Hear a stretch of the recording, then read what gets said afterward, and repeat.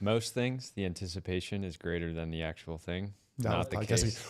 You're watching TBPN. We're live from the Temple of Technology, the Fortress of Finance, the capital of capital, the dojo of the dollar, the shrine of shareholder value.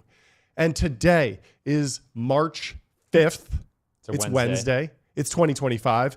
And we got a great show for you. The show starts now. We got a bunch of call-ins. We got Jeremy Giffon. Giffon. Jeremy. We got Nic Carter calling in, talking about CoreWeave, talking about crypto. I'm sure we'll ask him a bunch of stuff. And we got Shaun Maguire talking about the Elon empire, the empire that Elon Musk has built across every Shaun, of possible. course, has his tentacles all over. Yes. Right? Yes. And that should They call be him the a lot puppet of fun. master. The puppet master. He's yeah. the man pulling the man strings. behind the curtain. Yeah. Yeah. The Wizard of Oz. Exactly. Yeah. We've given our studio nicknames. We need to give our guests nicknames. We've done this pretty well with David Senra, the godfather of podcasting, the most powerful man in Miami. Yes. Anyway, speaking of very powerful men, we are breaking down, of course, politics. Trump gave a speech. I didn't watch it, but I did Control F and see, did he mention tech? Did he mention chips? And yes, he mentioned tech twice. He said Ronald Reagan wanted to do it long ago, but the technology just wasn't there. He's referring to, he's asking Congress to fund a state-of-the-art Golden Dome missile defense shield to protect our homeland. I mean, Golden Dome, let's go. I mean, obviously referencing the Iron Dome, yes, but has to do it one greater. Hilarious coinage. I think I'm on board for Golden Dome. This does seem big for, obviously politics. We try and stay away from it, but the president is saying we're going to spend money on something that technologists build, tech. So if you're in the Golden Dome business, yes, this is a huge opportunity. Exactly. That's why we wanted to call it out. Yeah, I really also, I mean, just generally, you have to be pro dome. You have to be pro dome. And I would recommend everyone build a dome. We had a Golden Dome already. Yeah. So whenever he's talking about Star Wars. You remember Star Wars? I've not the show. No, not the movie. Oh, right. This is the Reagan. So Ronald Reagan, what he's referencing here, he says Ronald Reagan wanted to do it a long time ago, referring to a Golden Dome, but the technology just wasn't there. The idea was Ronald Reagan had this Star Wars program. It got called Star Wars after the fact. I think as a pejorative. They were like, oh, he's going to put satellites in space and they're going to shoot down missiles. Like, this guy's stupid. And then there was like a hit piece and they're like, oh, he just watched Star Wars and he wants to do it in real life. And now it's like, no, actually we do need that. That's a good thing. Yeah. The same thing happened with Trump in the first administration where what was it? The Star, what's the Space Force? Space Force. Yeah. So he comes out with Space Force and it's like mocked. And there's actually a show called Space Force that's like The Office. It's like a sitcom. And it was originally was making fun of Space Force. Being like, oh, it's so ridiculous to have a Space Force. But then the people who were writing the show were like, wait, this is actually kind of cool. And it kind of turned into like a positive that my thing. team has a Space Force. Exactly. And so, who knows? But Golden Dome, very silly name, but probably some technology that we want and will probably affect a lot of defense tech companies that we know and love and have mentioned on the show. We should do a deeper segment on what is the difference between a generalized ICBM sort of missile defense system and whatever the Golden Dome is going to be, other than branding, because it's fantastic branding. Branding matters. Yep. Naming matters. Yep. I'm sure that Trump would like for his legacy to have at least a footnote about the Golden Dome. Yep. But, again, going back to this idea of we've had sort of missile defense systems for decades and so there are generally levels to this stuff, like ICBMs. We talked about this, the hypersonic thing. Like ICBMs, they go in a parabolic arc. It's pretty easy to intercept them and shoot them down with just another missile. The Patriot missile and the Roadrunner that Anduril is building. The whole idea is a cruise missile comes in. You need to hit it with a drone or another, like a Patriot missile. Very expensive, very not a particularly attritable system. And with the dawn of hypersonics, you need to upgrade your dome. So I think the question is new dome alert. Yeah, dome is a binary term that sounds very good, but realistically, it's like this massive gradient of our capabilities versus things that want to penetrate a dome. But and Trump goes on to say, and other place they have it, Israel has it, other places have it, and the United States should have it too, right? Kim, right? They should. Yeah. Now that we are waging trade wars with our neighbors, we should, be ready for anything. This transcript is so funny. I saw a bunch of transcripts. Like the top search result is like Trump's transcript and fact checked, and like you can barely read what he's saying because like every single line is fact checked. And I mean, reasonable. And we do the same thing for the New York Times as well. Right? But it's one sentence, truth zone. Yeah, one sentence, truth zone. But I mean, just listen to this transcript. They should have it too. So I want to thank you. But it's a very, very important. This is a very dangerous world. We should have it. We want to be protected, and we're going to protect our citizens like never before. It's like it really comes across in the actual the voice. The voice comes across even in the transcript, just a couple sentences. So the other tech thing that was mentioned, of course, was SoftBank, Oracle, OpenAI. Trump is tying this to his America First policies. He claims that we have had 1.7 trillion of new investment in America in just the past few weeks. That money hasn't been spent yet, but it's been the vibes of 1.7 trillion have happened. That's actually an area where I would want to fact check, not because I don't fully believe it, but I would just like to see it listed out. So he goes on and he actually lists this down a little bit. He says, the combination of the election and the economic policies that people love. SoftBank, one of the most brilliant anywhere in the world, announced a $200 billion investment. OpenAI and Oracle. I love how everybody's collectively just agreed that they're sizing down the 500 No. There's the funny thing. So he says, SoftBank is putting in $200 billion. And then he says, OpenAI and Oracle, Larry Ellison, announced a $500 billion investment, which they wouldn't have done if Kamala had won. And it's like, well, I'm pretty sure that OpenAI, Oracle, $500 billion includes the $200 billion for SoftBank. So you're kind of double counting that. And then he says, Apple announced $500 billion investment. Tim Cook called me and said, I can't spend it fast enough. It's got to be much higher than that. And of course that was contradict. And of course that was like, money that Apple was like already spending to some degree. But generally, like, this is good. Like, we want companies to invest in America. Like, this is great. And so it's funny because it's hyperbolic, but it's also like directionally correct. So like, I'm kind of down. I believe they're building the best, their plants here instead of China. And just yesterday, Taiwan Semiconductor, the biggest in the world's most powerful in the world, has a tremendous amount, 97% of the market, announced $165 billion investment to build the most powerful chips on earth right here in the USA. And we're not giving them any money. Trump loves a deal. Loves a deal. And then he goes into the CHIPS Act. He says, your CHIPS Act is a horrible, horrible thing. We give hundreds of billions of dollars and it doesn't mean a thing. They take our money and they don't spend it. All that meant to them. We're giving them no money. All that was important to them was that they didn't want to pay the tariffs. So they came and they're building. And many other companies are coming. We don't have to give them money. We just want to protect our businesses and our people, and they will come because they won't have to pay tariffs if they build it in America. So it's very amazing. You should get rid of the CHIPS Act, and whatever's left over, Mr. Speaker, you should use it to reduce debt or any other reason you want to. Just like this iconic paragraph. Yeah. And so that's pretty much that's pretty much the entire coverage of tech and chips. CHIPS Act, obviously passed during the Biden administration, but was saber rattled for years. And the people always make the argument that like America is more divided than ever. But with regard to China, Trump and Biden had a lot of similar policies. Yeah. And you see 100-Year Marathon, Michael Pillsbury, that book really lays down, hey, China wants to be number one. They're not going to stop. It's not that they're going to necessarily just go to war, but they are putting a plan in place very slowly to build and build and build and become, the number one. Everyone wants to be number one. Why not? And so Michael Pillsbury kind of lays this down. Yep. Then there's also this other book we have over here, America Against America, that was written by a Chinese researcher in the government, came over here and was like, I think America's going to destroy itself, basically, culturally, and like we can kind of just like sit back and let it happen. Very, very weird, like kind of blackpilling book. It's very odd. But at the same time, there's a bunch of interesting things in it.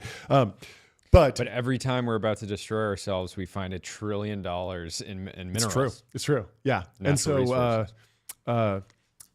and so, Trump comes in, starts talking trade war, starts talking, competition.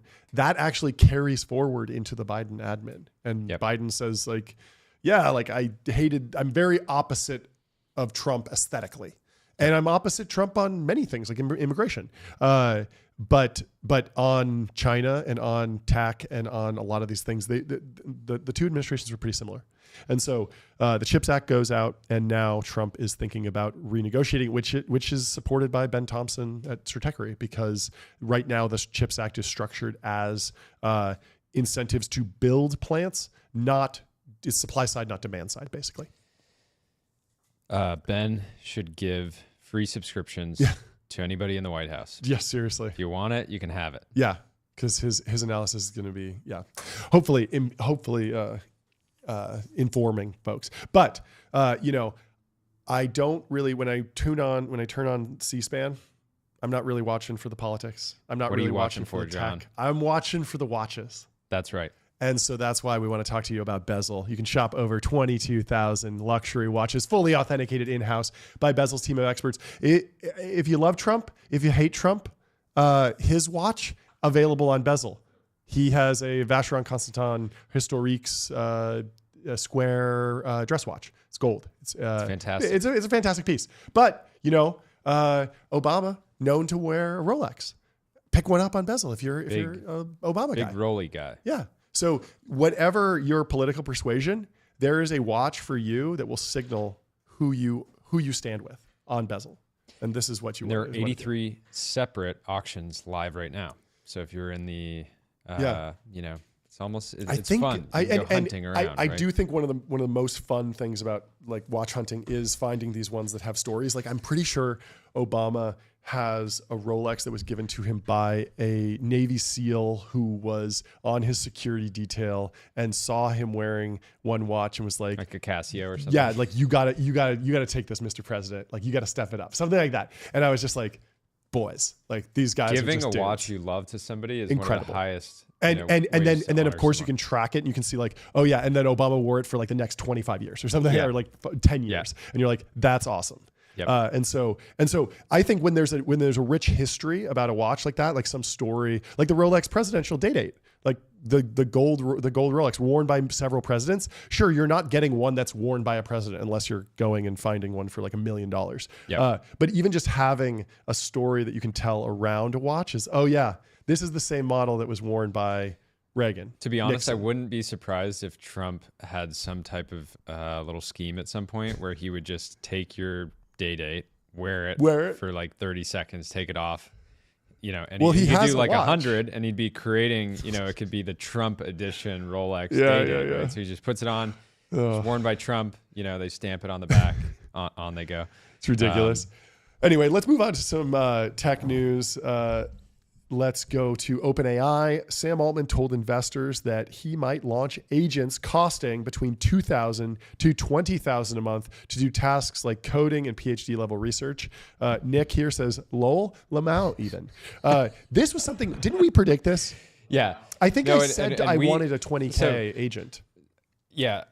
We had talked about this, months ago. Yeah. One of the things that I think we were more fixated on was if you just gave me the best model and let me have unlimited usage of it, that would be worth around $2,000 a month. Sure. In my opinion. Sure. What they're saying, and the pushback here has been, for $20,000 a month, you could probably get 4 separate PhD level research assistants and get them all the O1 Pro subscription. Yep.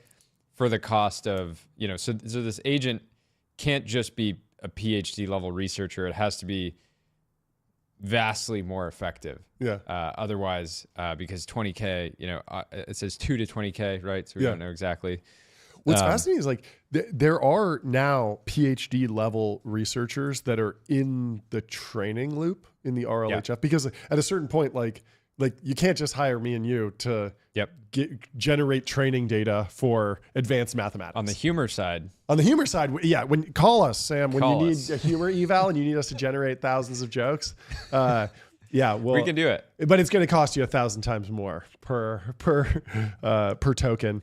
But it is interesting to wonder, do you wind up putting those folks in the loop at some point? And do you just say, hey, at 20K a month, like 20K a month for a software product, you usually get like an SDR. You get like some sort of implementation person. And so it would be funny if like you're at 20K a month and like you also get like a human who you can just like act like a human you can text and call and be like, hey, yeah, like I need the AI agent to do this. And then they're using the AI, but actually you're, interacting with the human.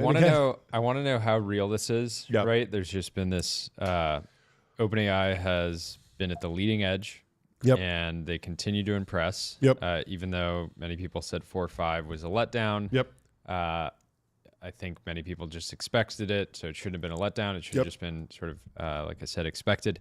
All that said, if Sam is out on the fundraising trail and he needs to be able to show how they're going to add $10 billion of ARR that's not on their core consumer subscriptions, this is one way to do it, right? When you're talking about $2,000 to $20,000 a month per sort of instance of the software, it's very easy to get these sort of big numbers very quickly. And so I don't think people, with where 4.5 landed, I don't think people are, and the way that Satya is talking, people are starting to adjust the sort of narrative around, AGI is sort of 3-4 months away. You should invest now at this crazy valuation because we're going to control super intelligence.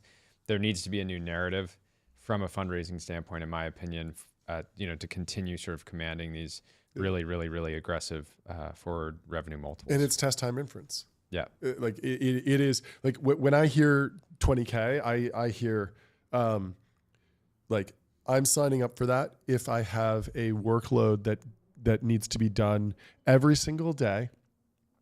I'm not exactly sure what a great example would be, but I mean, it's like, run through I'm an insurance company and look through every single policy every single day for anything that's out of the ordinary. And you're dumping in millions of pages of text again and again and again. And every time you query, you want it to actually sit there and think for, hours, something like that. And so the 20K, I would imagine that the cogs on that are thousands of dollars. And just every day you're going to say, write me a stand-up joke in the style of Shane Gillis. And feel free to take 12 hours. Yeah. But you better come back with something good. Otherwise, I'm unsubscribing. Yeah, so I was thinking about the jokes that people like. It's always like the public figures who say like, be me, be Andre Carpathy. And then it's like, oh, well, it knows everything about Andre Carpathy, so it can tell a good joke. I wonder when like normies will be like laughing at it because like it needs to know stuff about them to actually deliver a good joke. Because a lot of it's be me, love DraftKings, love Netflix, exactly. Love parlays. Yeah, I don't know. Anyway, you had the question of like, how real is this? Let's actually read the information to see how much info they have. Basically, OpenAI is now at a 4 billion ARR, which is incredible. Gerstner came out and said they're projecting to be at somewhere near 11 by the end of the year. So the growth is still ridiculous. Yep. The term agents typically refers to AIs that can take actions on behalf of customers without needing a lot of direction. While OpenAI investor SoftBank has committed to spend $3 billion on agents from OpenAI this year alone. Yeah.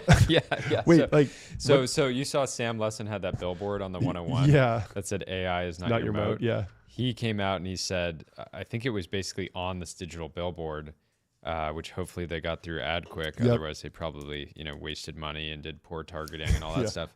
But he was saying that $3 billion of their sort of projected revenue is from SoftBank, which SoftBank is using those projections to lever up, raise tens of billions of dollars of debt to then invest in OpenAI. So it feels hard to believe that SoftBank will actually spend $3 billion on OpenAI agents this year, just because I imagine that that's even like if the technology is there, imagine rolling that out across your entire portfolio. $3 billion, that's got to be that's like in the same ballpark as Snapchat's cloud bill with Google.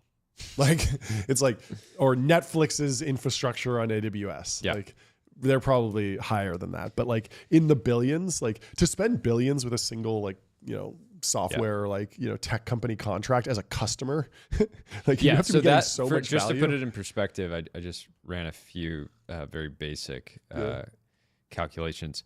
That would be them spending $250 million per month this year.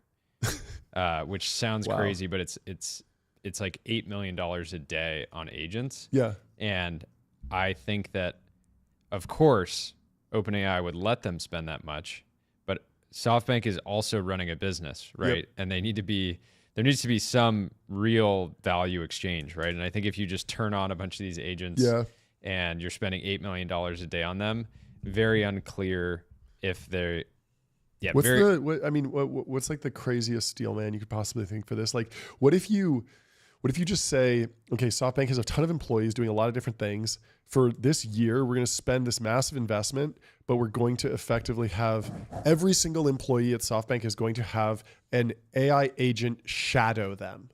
So every task, every email, every Slack message that goes to a human SoftBank employee is also going to go to a mirror world metaverse representation of that employee that's run by an OpenAI AI agent. And so you have information on, hey, SoftBank, had customer service people. Let's see what the response from the human was. Let's see what the response was from the AI agent that was shadowing them every single day. And then do the same thing for the analyst, do the same thing for the CFO, do the same thing for the, Masayoshi. Yeah. Do it for everyone, and then you can see, okay, this is actually a replaceable job, or this is a job that we got twice as much done, and so there's actually twice as much value. So we should expand, keep the workforce, but it was a good deal. I don't know. It seems really hard to manage that much AI agency. It's like it's a lot of intelligence to just go say, hey, go do $250 million of work. A month. I have trouble. I have the O1 Pro. I have trouble, dispatching enough valuable queries on a regular basis to really get the most out of it. And I talk to people, and sometimes people will be like, oh, you only use ChatGPT 5 times a day? I'm using it 20 times a day. And it's like, I don't know if that's I don't know that you necessarily want to be maximizing your AI usage, and that's the right metric. There might be something where it's work smarter, not harder. But if I had a $250 million, it's like Brewster's Millions. Have you seen Brewster's Millions? No. The kid inherits, $1 billion from his rich grandfather or something. Amazing. And says, in order to deal with this sudden wealth, you have to spend, $10 million this weekend or something. And if you can spend it, it's all this analogy of you catch the kid smoking a cigarette, you make them smoke an entire pack, and they're like, this is disgusting. They never smoke again, right? And so Brewster's Millions is the same idea with money. And if you Brewster's Millions to me on AI agents, and you gave me a $250 million budget and said, go and deploy this and try and get $250 million worth of value out of this, I don't know. It's this weird house of cards, right? Yeah. And when you see, it's completely unbelievable that SoftBank would effectively spend $3 billion a year on agents today, when I would guess that their actual spend on agents in the past 12 months was under $100 million, right? Yeah, I mean, so that level of growth is not super believable. Yeah, it is almost believable that Masa would say, I will actually spend this money with you because SoftBank is going to be such a big investor in OpenAI that we're willing to make this commitment, and it's sort of like this crazy conflicted transaction that has a bunch of Sam is out there using this revenue commitment to raise more money from other people. Yeah. OpenAI is using that. SoftBank is using OpenAI's revenue projections to raise debt against. Yeah. And the whole thing is just beautifully conflicted. But no conflict, no interest. No conflict, no interest. So let's give a little bit more context. But we'll be able to actually. So the beautiful thing is, we will be able to see pretty much not exactly necessarily, but we'll be able to see if this spending spree from Masa on OpenAI was real, because SoftBank's a public company. Yeah. So we'll be able to check back on this. So OpenAI is going to have several tiers. $2,000 a month gets you high income knowledge workers, mid-tier agents for software development can go up to $10K a month, and high-end agents acting as PhD level research agents could cost up to $20K per month.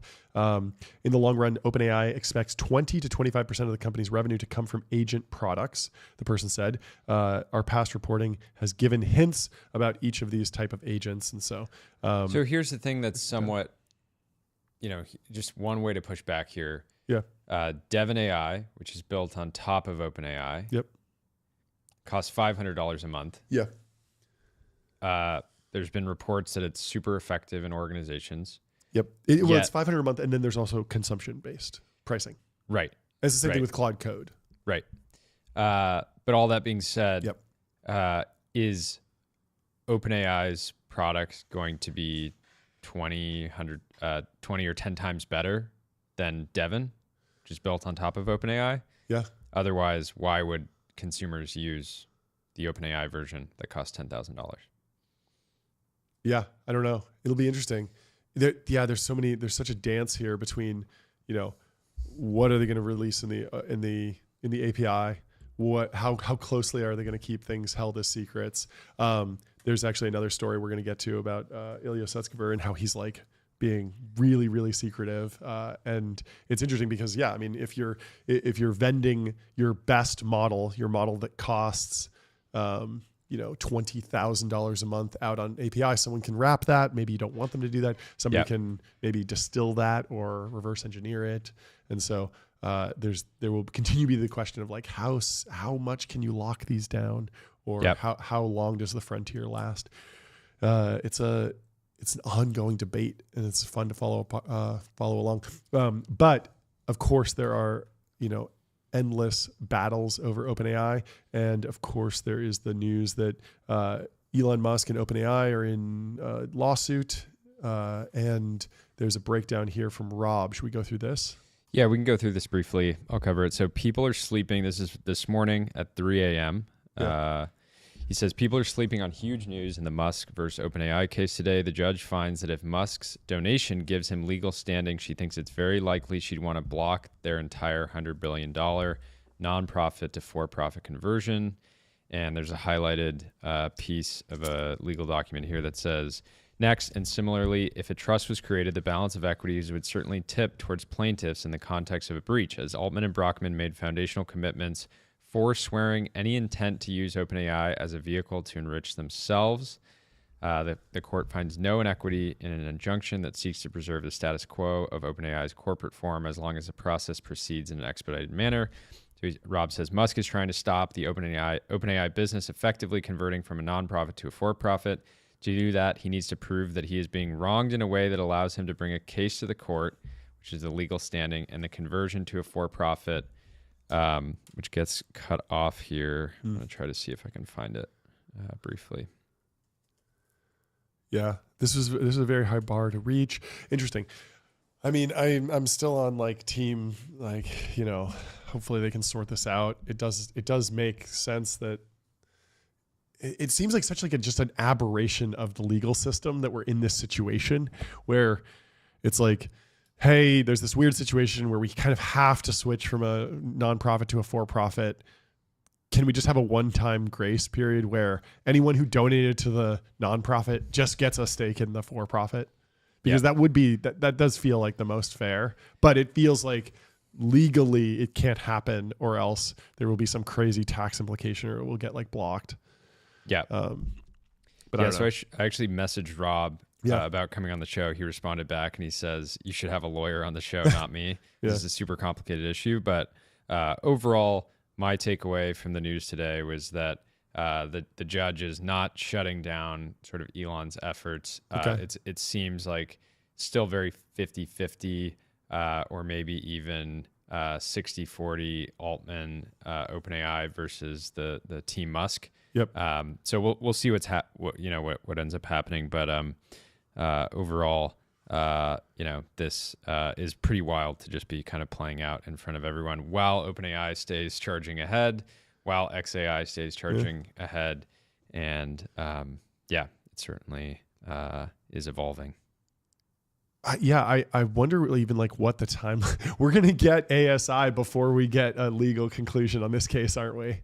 Yeah. this is going to drag out for years. I mean, the Musk pay package is still dragging out, right? Like we still don't have a conclusion on that because he's moving Tesla from Delaware to Texas, I believe, and like reinstating it, and then the judge blocked it. And so the legal world just moves so slow. Yeah. It's rough. Anyway. Well, yeah, there's one more line in here that I think is relevant. It says, for this inquiry, the court looks at OpenAI's certificates of incorporation in both Delaware and California, which lay out the charitable purposes behind the corporation. The documents state that OpenAI, quote, was organized exclusively for charitable and educational purposes and not organized for the private gain of any person. And so this is basically what Elon's legal team is leaning on in terms of making their point heard. So see how it goes. Well, whether you're Elon Musk or Sam Altman, you're not going to be building AGI or ASI unless you're getting a good night's sleep. So both of you, please go to 8sleep.com. Tell them the Technology Brothers sent you, and turn your bed into the ultimate sleeping experience. Sam, Elon, this is more important. Surely you guys can agree on this. You guys can disagree on who owns what and what the companies are and what nonprofit, for-profit, all that legal mumbo jumbo, we can put that aside and we can agree that we all just want to get 100% sleep scores. And that's actually what's really important. I did not get that last night, John, I did not either. I got an 84. 96. What'd you get? 96. You roasted me. I'm back. I've been having a rough time. Nearly 2 hours of deep sleep. 2 hours. I got 79% on quality and 644 on time slept. You're sick as a dog. Yeah. But your energy is way back today. It is. I'm pumping it up. I'm pumping it up. John was asleep at the wheel yesterday. I think all the drugs I'm taking, mostly just Robitussin, it's acting like I'm high. Like that's great. That's fun. I'm definitely letting it loose. I think the answer is like if I'm low energy, just like let it fly. Yeah, because let it fly. It makes for a better show for sure. Absolutely. All right, 8sleep.com/TBPN. Go check it out. Yeah. Back to the show. Let's talk about Ilya Sutskever, absolute GOAT. Raising billions of dollars. I mean, we've talked about it before. Apparently, it's impossible if you're an OpenAI co-founder to build anything but a foundation model company. Yep. We would love to see someone start, I don't know, supplements company. Yeah. I want to see, him build a, I don't know. Or just say I'm post-economic. I'm going to go into bodybuilding. Yeah. Because go Golden Retriever Max. Start a podcast. Do something. I don't know. It's just like, it's like all they can do is just foundation model every single day. Every single person. Maybe the machine god is real. Yeah. And what's weird is they don't want to do it together. Never. They all want their own companies. They all want their own foundation models. But, apparently it's profitable. The company's already worth $30 billion, raising multiple billions. Is that the fastest? It's got to be. It's got to be. So ever. Anyway, not to say the value's already been created, but Ilya Sutskever has a company ever gone from 0 to 30 in less than a year? I don't know. So Ilya Sutskever, he was an OpenAI researcher. He's the one who found like the transformer paper and Google built it, but he really recognized that it was very important. He built the early GPT architecture. It was very foundational in the development of LLMs and AI. And he left OpenAI last year. Now he has a new startup called Safe Super Intelligence, and it's become one of the most valuable companies in tech thanks to his reputation. And SSI says it doesn't plan to release any products until it develops super intelligence. And I was thinking about this. So they raised like $1 billion or $2 billion at a $30 billion, or they're in talks to raise funding at $30 billion. What would be hilarious if DeepSeek comes out, they're raising like $2 billion. Is the Journal just front running this and saying his startup is already worth $30 billion because it sounds more interesting? Yes, definitely. Okay. It would be so funny if it was like, hey, we need to train this foundation model, guys. Like we need like $3 billion. We'll just give you like 10%. So we'll do like $30 billion valuation, but it makes sense because like it's going to cost us $3 billion to build a frontier model. And then DeepSeek comes out and they're like, we actually only need like $300K to do this. So we're still going to do the $3 billion, but it's just going to be secondary. And don't worry about that. But we're going to keep the valuation where it is because it's like the same tech. That would be genius. He's just in it for the cheeky secondary. Maybe. I mean, there are groups of people who are basically like, my ASI, AGI world is just like, I need to just corner some resource. because yeah, there will be abundance, but there will only be so much beachfront property. Yep. And so like I must like get my beachfront property. But of course, like this isn't what Ilya is doing. He's like obviously a true believer in AI and tech, and also fantastically wealthy from OpenAI. I forget what they get. They get credits or units. I would.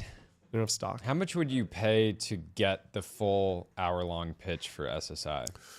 Because arguably just getting, I'm sure he's pitching relatively few people for this, right? Yep. He's not trying to go talk all over the town. Yeah. A lot of people are conflicted already. He probably is talking to sovereigns. Isn't this Nat Friedman was the first group, I thought? And it's Daniel Gross. Daniel Gross is the CEO, Yep. right? So, but getting the pitch from Ilya would be almost priceless. Totally. I would lever up TBPN to just get the full pitch and then be able to act according to, who knows? He seems like somebody who would give a very authentic pitch versus just, promising, he's sick of the sort of like high-flying deal-making approach of his former co-founder. Totally.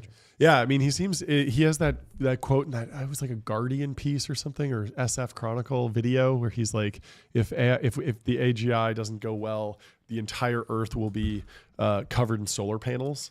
Have you heard about this half Earth concept? Half Earth, HAFF. No. I think his name's Peter Half. He's a scientist. Wait, he named it after himself? Yeah, it's a coinage. It's like Coogan's Law.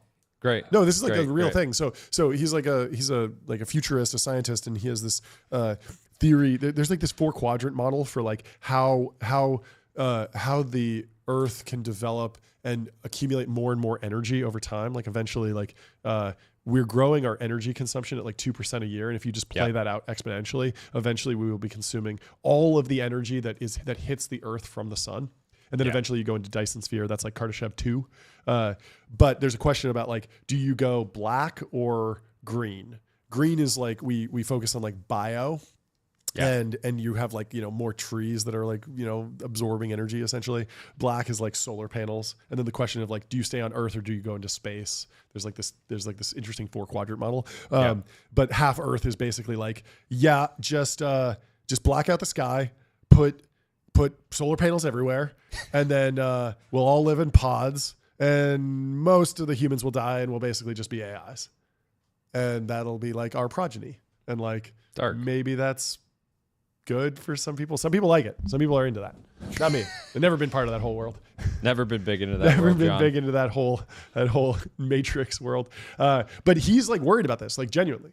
Like we're kind of joking, like dancing around it, but Ilya definitely is like, if we mess this up, we're just going to be continually optimizing, like more computers, and then you're going to have solar panels everywhere and robots taking over. Okay, here's a question, and I don't mean this in an offensive way at all. Yep. I have many family members that struggle with hair loss. I knew you were going to go there. Is it possible that Ilya doesn't just shave his head because he wants to reach AGI before his hairline reaches the back of his head?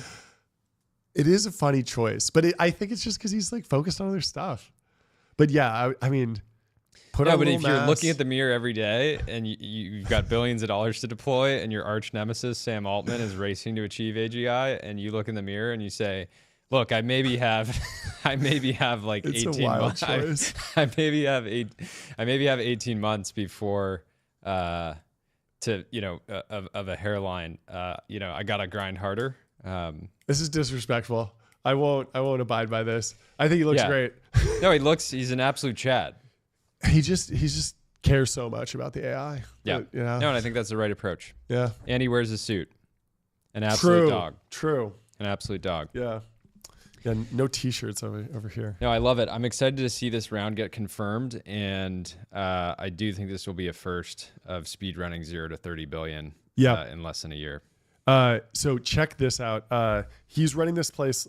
It's a super tight ship. He's very, very worried about security. And so most AI startups work hard to get attention, hoping it will attract employees and investors in a highly competitive space. SSI operates as secretly as it can out of its offices in Silicon Valley and Tel Aviv.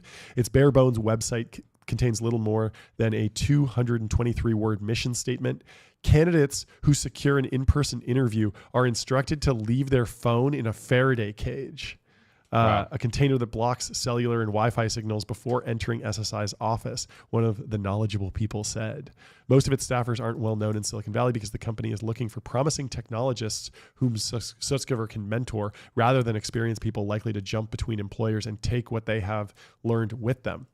I love that approach. Still, Silicon Valley's top investors, including Sequoia and Andreessen, have poured money into the company. The latest financing, which marks a 6-fold increase from its $5 billion valuation, is being led by Green Oaks Capital. SSI is in talks to raise funding at $30 billion, but doesn't include the new cash it's collecting, which were previously reported by Bloomberg. Were Sequoia and Andreessen in the same round? I Must guess. have been close. You don't see that much. This also feels like super conflicted with. Aren't they both in XAI too, and they're doing the exact same thing? Like, hey. There's no conflicts in the foundation model world. Everybody's in everything. I think it's commoditizing. It's drilling. You're drilling oil, and like, I want a piece of that well. I want a piece of that well. Like, let me get it all, I guess. I don't know. It just seems like there would be some discussion of like, hey, like, can you not invest in a direct competitor? But maybe it's dramatically different. Like when you think about just the product pacing, like Grok 3 is very much like productizing so fast. Like Grok 1 was immediately out and then embedded in Twitter, and we talked about maybe it gets embedded into Teslas and it becomes the way you talk to your car. And it seems like Elon really, really wants to like be product focused. Like there's the voice mode and like all the different features. Yeah, and we've talked about this. What he sees in OpenAI is not benchmarks. Yep. It is consumer adoption. Yep. Right. OpenAI will probably reach a billion users at some point this year, or somewhere close to that. Yep. I think even potentially they could be in the territory of 1 billion like monthly actives, which is so difficult to reach. Yep. And Elon, even if Elon got every person on X to download the Grok app, he wouldn't even come close to that, right? There needs to be sort of organic adoption. Don't sell him short. I do think Elon could potentially unseat Jimmy John's for number 2. That's true. Unseating OpenAI for number 1 is a tall order, right? But never bet against Elon. And just never bet for. It's sandwiches. hard to bet against Jimmy John's new hot honey sub, but if anyone can take them down, it is so funny that the number 2 app in the App Store. Oh, and they hit number 1, I think. They hit number 1. They went number 1. They went number 1. Jimmy John's, for some reason, is the number 1 app in the App Store amid all this $1 billion lawsuits and fights over. Well, this is why Ilya's staying out. He's like, I'm not going to release an app until it can just immediately be better than Jimmy John's. I'm not even going to try and go consumer. Sorry, I'm wrong. They hit number 1 in food and drinks. Okay. ChatGPT is still on top. ChatGPT is still undefeated, and which is why investors are willing to pay over $300 billion. Well, now, normally people would be like, oh, if you have Jimmy John's on the show, it's no longer a tech show. But now there's a tech angle, so let's get him on. Yeah, let's get the founder on, Jimmy John's. Let's do it. Let's do it. Jimmy himself. Anyway, we got 5 minutes until our first guest is joining. Let's close this out. Everyone's interested in following all the different co-founders around the world as they build ever increasingly large foundation models. The interesting thing is we heard about what was it?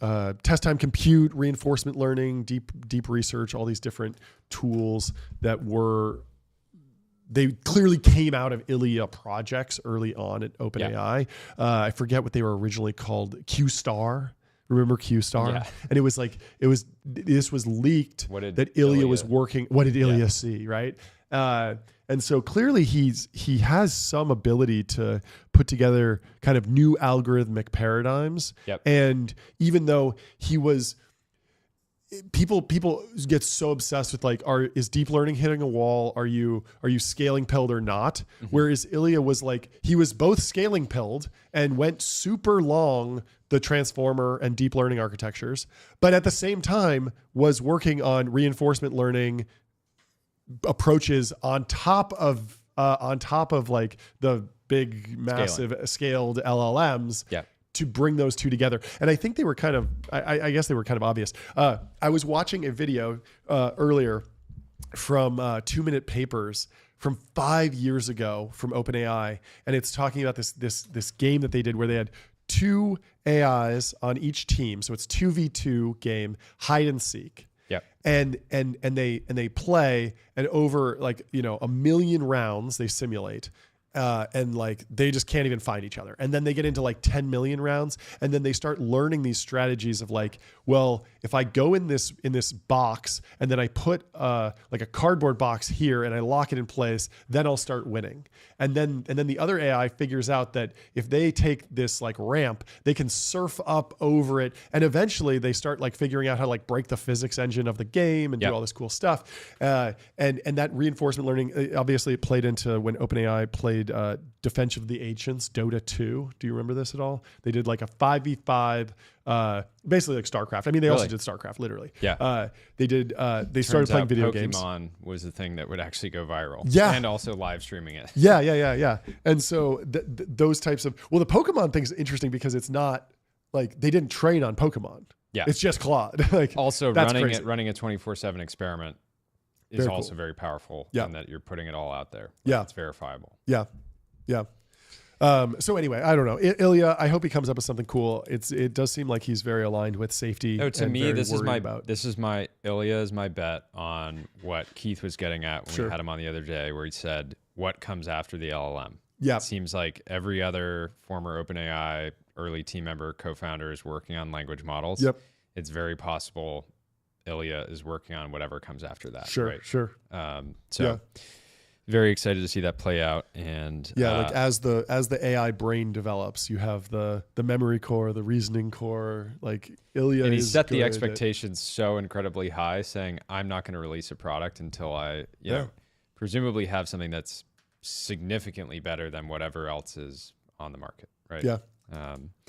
I wonder how he would even release that. Like, what would the product instantiate itself as? Like, we need. It's just another app.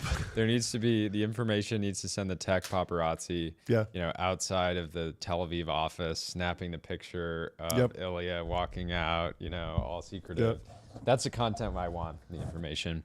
That's great. Well, you know what he has to do when he launches this company. Billboards because he's gonna have no one's gonna know about this. Yeah, it's one thing if you're in YC and you launch immediately and you grow organically and you're going direct and you're posting, but you go viral for your he's gonna have this fantastic product, but no one's gonna know about it. So Ilya's gonna have to buy some billboards, and he's got to do it on AdQuick. So Ilya, I know you're listening. Go to adquick.com. Start working with the team now. Also, I mean, honestly, Ilya, you could do some recruiting ads on there. Throw some billboards up. Waterloo, Tel Aviv, Silicon Valley. There you go. Put the billboards up. SSI, we're hiring, but go through AdQuick because they make out-of-home advertising easy and measurable. Ilya, I'm talking to you directly. You can say goodbye to the headaches of out-of-home advertising, Ilya.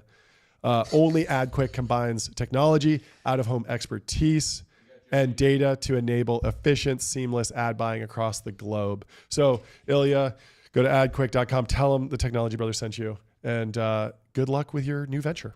And so we're going to have Jeremy come on the show right now. And you know, our main advice for Jeremy was to start buying 101 billboards. Start buying 101 billboards, saying you got a special situation, raise too much money, call Mr. Giffon.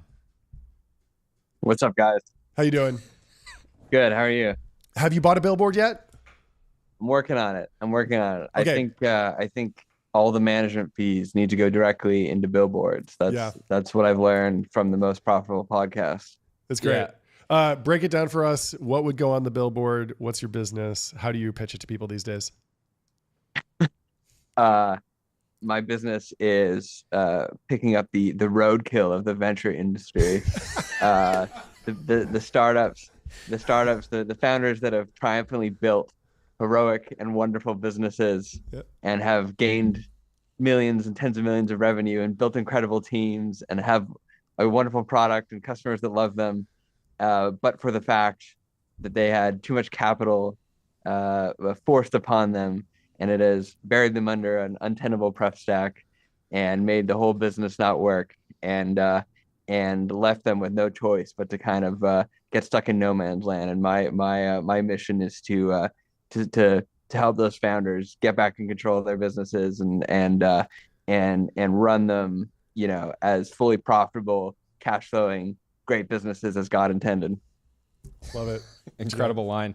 I would love to get a sense, we spend a lot of time covering the news, and the news tends to fixate on these sort of colossal failures and these sort of moments of glory. The humane AI pin, for example. Exactly. You're seeing the behind the scenes, which is companies that raised a lot of money, maybe 3 to 5 years ago that are now in a tough spot. The venture world has sort of turned sour on them. What is the state of that market right now? How busy are you? I know you spent a lot of the last year raising your first independent fund. Now you're investing. What's kind of happening on the ground? Yeah, I mean, look, it's there's a lot of businesses. There's a lot of great businesses out there, and a lot of like stuck founders, and there's more and more of them, and increasingly a lot more VCs who realize that, like, there is a severe lack of DPI, especially in the middle of the portfolio right now. And so, you're starting to see a lot of great companies that realize they need probably a different owner, an owner that's more in line with actually like their goal and their vision. And then a lot of funds that are realizing, gross IRR is all well and good, but eventually, you can only eat the DPI, and that's what the capital allocators are starting to demand. Have you seen founders that get in that position? They have the opportunity. They're talking to you, or they get into a position. Are they ever trying to sort of pivot their business into a better AI narrative and then go back to market? And is that working, or are they trying that and giving you a call back and saying, "Yeah, you were right. Like, let's try to figure something out"? Well, yeah. So, no, what they're realizing is that they can pivot to AI and they don't need any more capital. Interesting. They can, especially if the business was built, 4 or 5 years ago, they can replace a lot of their costs with AI. I think like every organization should be thinking hard about whether or not they ought to cap headcount and just, keep headcount at or below where it is and increase kind of headcount, so to speak, through AI. And I think, we're about to see kind of the renaissance of the bootstrapper. And so I think a lot of founders are starting to think like, maybe I can grow my business 10x without more capital because of these tools. And so, certainly you can, slap an AI label on and go raise another round. You certainly have the founder who's in the just $2 more million, bro. Like, just give me $2 more million. Like, I got this. But I think that's a mistake. I think we're about to see like an era of incredibly like capital efficient businesses that, by the way, like are not giving up growth at all. Like, you can still grow 100% a year. And if anything, you can do with a lot less capital. You can own more of the business. You can like, be a lot more in the driver's seat and really kind of control your destiny versus kind of lever yourself up. As much as I know that, you guys are always in favor of the max lever option. Exactly. Can you walk me through anatomy of a deal and how kind of the pref stack waterfalls out on one of these? What are the different kind of tension points for some pre-seed investor who feels like they're sitting on a 10x or 100x, and then someone who got in late and clearly kind of knows they overpaid and just wants to get something back? Like, how do you get all the parties around the table and then think about incentivizing the team going forward? Look, I mean, I think one thing founders don't understand or maybe underappreciate is that, your cap table ultimate like really affects your business in a wide variety of ways that can be kind of very subtle. And so at some point, maybe you go from having a venture fund as an ideal owner to being a neutral owner. I think a lot of funds are in that stage now where, it's not detrimental to be owned by a venture fund, but maybe it's not super additive. And then eventually you get to a point where it can start to become, it can detract because just the incentives really diverge. And so, what I'm really looking to do is like, what I implore everyone to think about, especially if they're not on a business that's like on a clear trajectory to raise, need to burn hundreds of millions in CapEx for some kind of like 9 or 10 figure outcome, is think a lot about like, who are my owners? What are their incentives? And like, when you get to the board meeting, is there friction, or are they actually behind me? And I think that's a lot of it. And a lot of it could just comes down to like, what is the cost of capital of your owners, to get a little bit boring. Like the cost of capital of the people that own you makes a really big difference for like what they expect and what they demand of your business. And so, it varies. Like if you're an individual, if you're, a pre-seed or seed, you're happy to stay in the business. There's no reason for you to sell. You can roll over.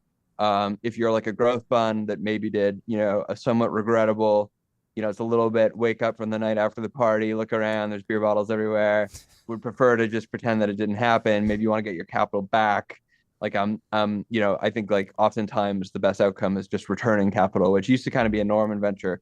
And because of this like bifurcation between huge outcomes and then very little liquidity in the rest of the portfolio, is not happening as much anymore. Mm-hmm. Every venture capitalist today says they're in the people business, right? If you ask them like to have any type of specific thesis, they just say, we're in the people business. That's founders. Yeah. So that's generally the right take. That's Senator's point of view. Are you more in the people business or the value business? Because from my lens, you're looking for value, and in some cases, you're more than happy to let the founder move on to their next chapter and bring in a professional CEO. Is that correct? Yeah, I mean, I think I'm also entirely in the people business, but it's, I think everyone should be, doing their highest and best use, like following their calling. Sometimes for a founder, that's getting more control, more sovereignty over their business, and really kind of being in it for the long haul, having way more optionality in terms of like financing. Sometimes a founder, a thing that happens far too much that no one talks about is all these founders who are stuck. If you have 20 million of revenue, 100 employees, and you've raised $100 million, you can't just quit if you're the founder, even if it's clear that like what you were trying to do is build the next, decacorn or whatever. And so there's a lot of founders out there who know. And what's funny is the board knows and the founder knows, but they're like not willing to have that conversation. And so, there's a lot of founders who are stuck. And for those who are stuck and would like to leave, but don't want to abandon the building, the business, I think, there's more options than you think. And there's someone out there, to get back to the people thing, there's someone out there who is the perfect person to come in and run a business like that. Because, a lot of times the person who takes a business from 20 of revenue to 100 of revenue can be you're looking for a very different type of person than someone who's going to start it from zero and grow it into a huge business. And so it's really just about like, is this person doing the thing that they're really fired up about? And if they're not, then like, do you really want to be in that seat?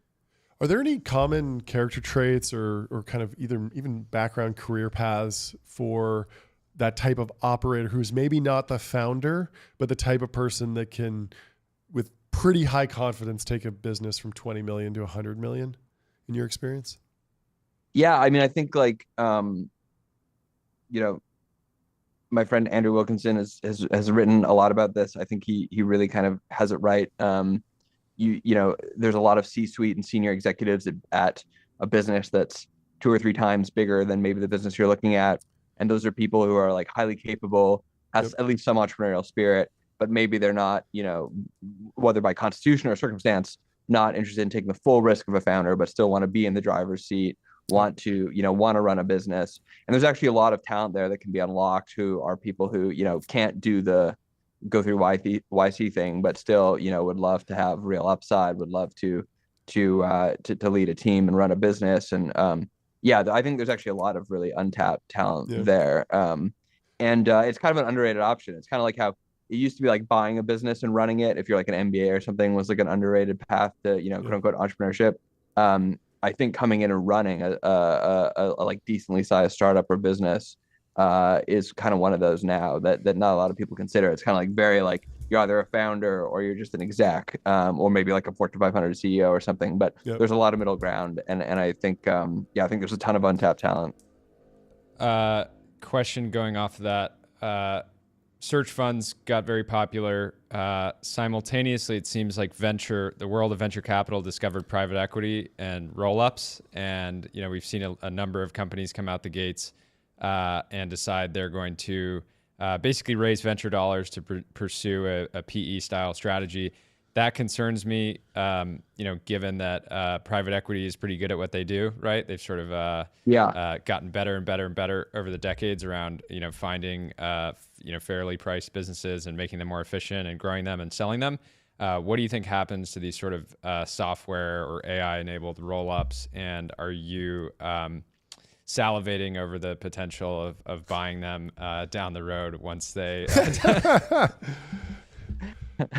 Look, I think raising venture to acquire businesses is a great gig right now. It's yeah. So and here's why. Jeremy's like the Grim Reaper. Like if he's excited about something. No, and here's why, right? You can typically in private equity, if you want to go buy businesses, you raise a fund, you get 2 and 20, which is a great business model. Yep. You've talked about this before, Jeremy. Sort of the perfect business model. But right now in venture, you can go raise $20 million at 100, dilute yourself 20%, and so you actually have much better economics if you're going, buying up these businesses, and eventually I think that's going to stop, right?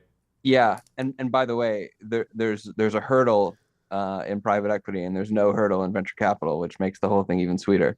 Yeah, makes sense. But I'm not. I don't think I'm a Grim Reaper. I think I'm a liberator. I think all these founders are trapped.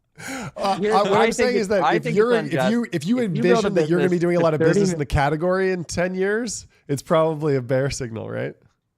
Yeah, I think it's more seeing exuberance. Once the MBAs pile in, it might be over. I love it. But look, if you build a business to $30 million of revenue, that's like a heroic feat. It's extremely hard to do. I agree. And then you somehow end up with 8% of it under a $200 million pref stack. Yep. That kind of sucks. And I don't think that's the outcome that anyone is trying to have happen, but it happens as a kind of, a spandrel of the venture industry.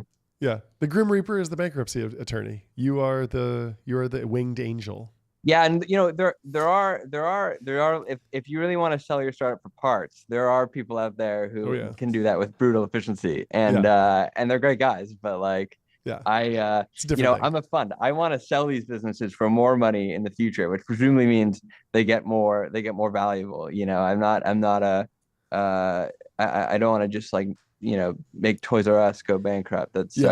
That's someone else's job. But I mean, is over the long term, is your business correlated with frothiness and volatility? Like in a post-froth, post-highly, high exuberance, like that is a good signal for you, right? Yeah, there will be more opportunities for sure. I mean, I'm interested in dislocations, and dislocations certainly happen more in bubbles or exuberance. Yeah. But I also think it's happening more frequently too. Like it seems like it's a good model. It doesn't seem like your fund is like a one-time they just unique case right now. It's like, no, VC is built to do these types of things. There needs to be a system to help process the ones that don't go perfectly, and that's where you can come in. Yeah, well, look, I mean, venture has 10x in terms of dollars deployed in the last 10 years. Yeah. It's a completely different thing now. Just as the biggest firms are turning into PE shops, the biggest venture firms are functionally PE shops. Yep. There needs to be, there's basically one product in Silicon Valley, and it's primary growth capital. Yep. And once these markets become bigger, more liquid, more efficient, there needs to be different, just as there is in Wall Street or on the East Coast, there needs to be different products offered to founders, like equity at different costs of capital and things like that. Again, a really basic fact I think people should understand is if your model is to have a lot of zeros in your portfolio, your cost of capital, i.e. the minimum return that you need, is just really high, which creates all these knock-on effects. I really think founders would just take a crash course on venture. It would really help them a lot. A lot of really exceptional founders kind of get into bad situations that they probably 30 minutes with ChatGPT could really kind of help them avoid. And hey, maybe you should make a wrapper. I honestly think you should make a wrapper and just create the sort of product for these founders and say, anytime that somebody raises a round, send them your little wrapper and say, hey, put your term sheet in here and understand what you're about to embark on, and it's good lead generation for you. Yeah, yeah. I mean, I think a lot of the board members could use the wrapper as well. Got him. Okay, another question for you. Historically, you've been heavily focused on software. You acquired 30 some odd businesses while at Tiny. We've seen new categories attract venture dollars, like basically traditional manufacturing businesses that have some sort of tech enablement. Is there a world in the future where that is, an area of interest for you, or are you all in on software, indefinitely?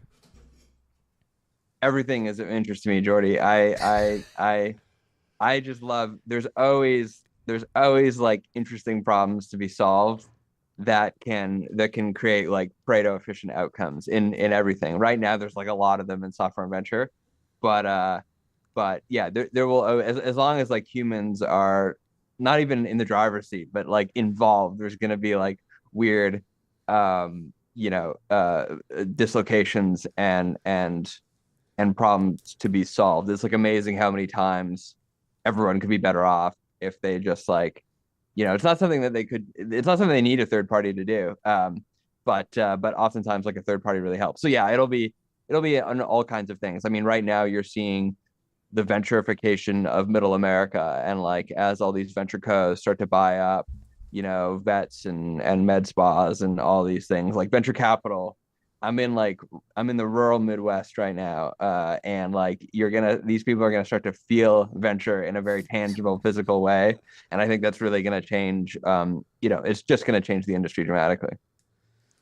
Do you have Yeah, any, you had a great heuristic for, early detection of potentially great founders being, I think you put it as a Stripe account plus high school diploma or something, or high school report Yeah, card. Can yeah. you break Did that you make down and money tell online me in high any school? It's like, more about that? yeah, if you made money online in high school, I honestly can't think of an exception of someone who's done that and has not ended up being like quite a successful founder, in one way or another. Because it's like the internet. You can just go on there with a laptop and make money. It's like you don't got to do all this. You don't got to like go to Harvard and do YC and all that. Like you can just go on there and like drop ship stuff. make something that makes money. That's the new tagline. Yeah. What's your read on General Catalyst exploring an IPO? It's been something that everybody's sort of waiting for, the first sort of scaled venture fund to go public. Do you see all the big firms going that direction over time, or is it going to be a pretty binary in that, Andreessen stays private forever, blah, blah, blah? Or what does that look like? So I think like one very simple cut at this is just firms that are started by founders versus firms that are started by investors. So, Mark and Ben, they're founders. GC, it's also founders. Um, David Fialco, obviously an entrepreneur. And so I think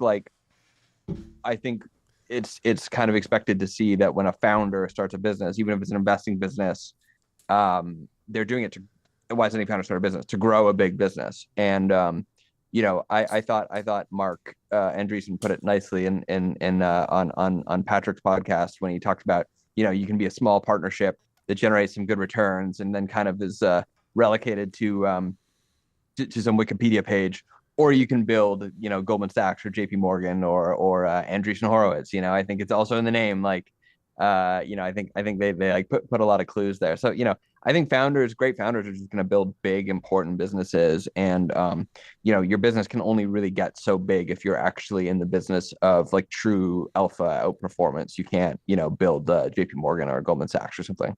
Do you think that there's potentially alpha in getting into one of those big VC firms, but not in an investing role, and instead going into an operating role, like what you see as not a deal team, but operating partner at Bain Capital or Texas Pacific Group or any of the large PE firms, assuming that these large organizations are going to wind up actually operating more like PE firms, not just at financial scale, but in terms of their behavior. And so you're going to come in and reliably be CEO of portfolio companies that are coming in through like the PE arm, essentially.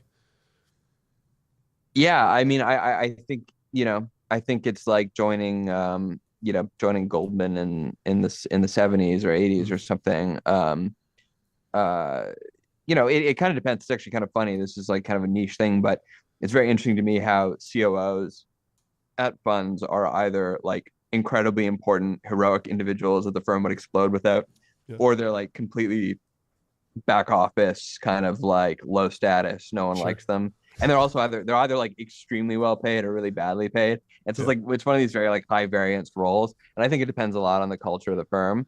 Yeah. And so yeah, I mean, I would argue that like a lot of these firms, most of the people there already are not strictly investors, in the sense that they're not making, judgment-based capital allocation decisions. There's research and all different and portfolio support and all this stuff, which is like, not what you would have thought venture was in 2005. Yeah. I mean, I guess you just mentioned like the idea of like having a venture owner is not the right thing, and that's where you come in a lot of times. But in the future, some of these firms might actually kind of set up shops to become better owners of turned around assets, essentially, right? They already are. I mean, Sequoia Heritage, Sequoia Heritage is significantly, or maybe not significantly, but it's like roughly the size of Sequoia. Yeah. I know Andreessen's doing a kind of a Sequoia Heritage thing. Sure. GC is like, they're all just starting to be giant. At some sense, at some scale, you just become an asset manager, and really what you're looking for are different fee paying products, basically. And you really can think about it. Yeah, I mean, I guess there's still like a decision to be made between like, oh, it's like an index fund and they're just gonna like blindly take a slice of everything, versus they're gonna like, that's kind of been like the meme around Andreessen a little bit, is that they're just like in a lot of deals. But then you have General Catalyst, where it's like, we're buying a hospital network, and that's much more like private equity. And so I understand that like all of this is going towards like venture becoming asset managers, but there still will be forks in the road. Like Goldman Sachs does have a proprietary prop desk, right? But they don't have as much high frequency stuff as Jane Street, right? There are different strategies. And so it'll be interesting to see like where each fund kind of goes, I think. One more question for you. Mostly a prompt, because we were talking about this in a group chat, I think a week ago. There was a chart showing some of these new AI startups and their sort of revenue milestones. Oh, yeah. You laid out very clearly. Somebody in the chat, I think it was Bill, said something to the effect of, are we short all of these? And I've kind of like struggled with the question, because people get a tremendous amount of value out of these products. They love them. It's real revenue. It's real customers sort of trading dollars. You fired back and basically said, iron law of the universe, easy come, easy go. Maybe just kind of extrapolate that in the context of the current AI market. Yeah, look, I mean, I'm sure some of them will be great businesses, but it does seem very true to me that just anything that can be done very quickly can sort of be undone. And I think you're seeing that. I mean, I think all the kind of like IDEs, the best one changes from day to day. The switching cost is pretty low. Like, these are very smart teams. I'm sure they will come up with moats and stickiness and all that kind of stuff. But I think I think it's kind of like, if you think about the internet, it's like, yeah, everyone's going to rush to use the internet enabled version of XYZ thing. But does that mean, there's the idea that like Google is the last search engine, not the first, right? And so I think for a lot of the companies where it's just like, I wish I had an AI version of this. I want, like, the consumer intent is like, I want to buy an AI version of this, not like I want, pick your kind of specific AI business. And so, I think some of them will make it out, but I think a lot of them will not, because that's just what the rush is. It's like, anyone who can add AI into this is adding so much value that I'll just like buy it. I mean, I know, like, I pay for, whatever, 6 different models. Like, that's probably not gonna be true in 3 years, right? Like, there's probably gonna be one that I'll end up paying for too. There's certainly no reason to pay for 6 right now. And so, yeah. And like, if someone launches a slightly, like, an incrementally better model tomorrow, they're going to get my $20 a month until they don't. And so, I don't know. I can't think of an example where like a whole class of businesses have cropped up, grown immensely quickly, and then kind of just been the new equilibrium. That's certainly not what happened in the .com. There's some exceptions, but in general. That makes sense. We have a couple minutes left. How are you thinking about building your firm? Are you hiring for any roles right now? What does the future look like for Giffon and company? Yeah, it's very interesting. I've been dutifully studying the all the great solo GPs of the venture world and analyzing their setups and everything. I think it's very compelling. I think asset management is actually a great like AI use case. So yeah, I think the answer is yes. I'm hiring little Tech Bros exclusive here. I'm hiring. There we go. Breaking news. Scoop. Put it Yeah, on the put screen. the Chiron up. Yeah. Yeah, I'm gonna make one hire. I'm looking for like an investment principal, someone who's super smart, wants to be kind of the first hire, keep the team really small, a lot of economics to carve up, and basically like I am I have more deal flow than I can handle right now, and what I need is help basically. And so yeah, if it just wants to be someone who joins me, and then me and them and 30 AI agents, allocating capital, if that sounds appealing, reach out. Well, we have our next guest on the line right now. Thanks, Jeremy. Jeremy, thank you for coming on. We'll talk to you soon. We love you. Love you guys. Talk soon. This is fantastic. Nick, welcome to the show. Hey guys, I didn't mean to kick off the last guy. I don't know. You're all good. What's that? Booted. Wrapped up. I was 3 minutes early. You're all good. How you doing? Doing great, man. How did investment committee go? Break down. Introduce yourself. What do you do? And then what does investment committee mean on a Monday? Like who's in the meeting? What are you talking about? No, and a little asterisk first. Yeah. Nick just started Lent. Okay. And he's not. He's giving up nicotine, so Oof, he said he's a little bit grumpy today. Yep. But we're gonna turn it around because we're gonna eventually talk about CoreWeave, which is maybe a 2,000 bagger or something in that. Exactly. I was trying to run the numbers on it, but how did investment committee go? It was good, yeah. And we're actually having. I am having a poly crisis with all the companies that I'm on the board of. So that part's not good. So never become a venture capitalist. I don't advise it to any young folks listening. Don't do it. Okay, go become an artist. Become an artist. Become an artist. What kind of art should the fans do these days? What's that? What kind of art is not going to be immediately commoditized by AI? I don't do know. Like sculpture. I think you just have to learn to work with the AI. Okay. Look at Grimes. Little centaur model. There's the Grimes AI, but people still like her. You know? So, that's true.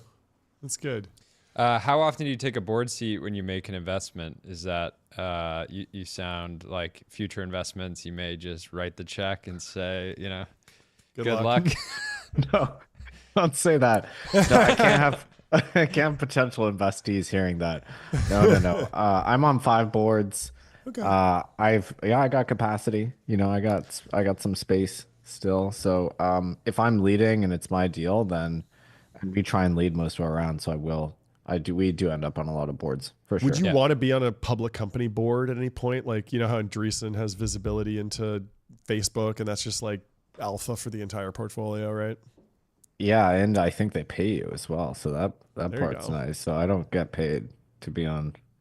Well, maybe CoreWeave will bring you up. We'll bring you back, I'm silently hoping that they're gonna make your pitch for me to be on the board. Explain the business to us, and if they like how you explain the business, then you're on the board. Boom. We'll send them this clip. Yeah, we'll tell them the Technology Brothers collectively requested that Nick be added to the board prior to the IPO. Yeah, and get a little. Maybe. Let's just break. I'm a very small shareholder. Yeah. Right. For now. Could start building that position up. Though. When did you invest in CoreWeave? What were they doing at the time, and what are they doing now? It's obviously been in the news, but I would love to hear it from you. What a fun story, man! It was my first angel investment ever. What? Yeah, it was a good way to start becoming an angel investor. So I have like over 50 now, but that was my first, and I was not accredited at the time. I mean, Dirty dog. You don't. Dirty dog. No one checks. Okay, that's the trick. No one checks. The SEC doesn't check. I don't think I even had the money to make the investment at the time. I think I borrowed it from my dad. Wow, amazing. And I had met these guys because we were mutual haters of Ethereum, Wow. So we hated Ethereum proof of stake specifically, and I think I found them on Reddit. And No way. Brian Venturo, he was posting on Reddit about how proof of stake was stupid and bad because they were ETH miners, right? They were mining ETH. They're against the transition of proof of stake, and I was as well because I just love proof of work and hate proof of stake. So we were kind of strange bedfellows. And then they were just mining ETH. That's what they were doing. They had a different take on it than other ETH miners. They used more high-end NVIDIAs, which became very important later, versus other ETH miners used AMDs, more commodity AMDs. And then we became friends. I became friends with Brandon and Brian, and mostly centered on our mutual shared disdain for Ethereum culture. They had like a very like weird relationship with Ethereum. It was all their revenue, but also they just like had a very antagonistic relationship. And then they pitched me the idea of repurposing their GPU hardware, just like idling by mining ETH and other proof of work crypto assets, and then also on a more bursty basis doing like rendering and Sure. stuff. Like So then CGI? Yeah, like Blender. So Sure. that the AI wasn't even in the conversation Yep, at yep, that yep. point. Wasn't even in the discussion. This is 2018 though. Yeah. No one Was this except for Goran knew. yeah, was this related to the render network, like the Octane renderer, RNDR? Was that a thing, or is this just like general purpose rendering for? Do you know? What Did you they ever run into pitched that me before? was like they were gonna like go to the Blender conferences and Sure. be like the industrial HPC farm for Yep. Blender Yeah. and movie studios and whatever. And that sort of happened actually, but then so I did the first round in which they raised capital. I think I was the only like VC to be on the cap table. I did it Wow. personally. Actually brought it to the fund, and we didn't do it because it was seen as outside of scope, which Yep. was a catastrophic mistake. Obviously, worst mistake of my career by far. Like I just ran the math. I did the numbers on it, and Yeah, it would have been big. it was our first fund. Fund one would have been a 50x fund on that alone Wow. Wow. if we'd done the check. So that was a miss. And then What was the then scope back then? Like why was it not in scope? because we had done some crypto mining stuff and then we got really turned off by it. Okay. And we invest in like more like asset light crypto Sure, businesses. sure. So mining we thought was totally out of scope. And the Yeah. whole pitch was we're gonna stop doing crypto and we're gonna Sure. pivot into this other stuff. Yeah, makes sense. So then in 2019, they almost went out of business because ETH moved to proof of stake. So Yep. all the proof of work market for GPUs ceased to exist.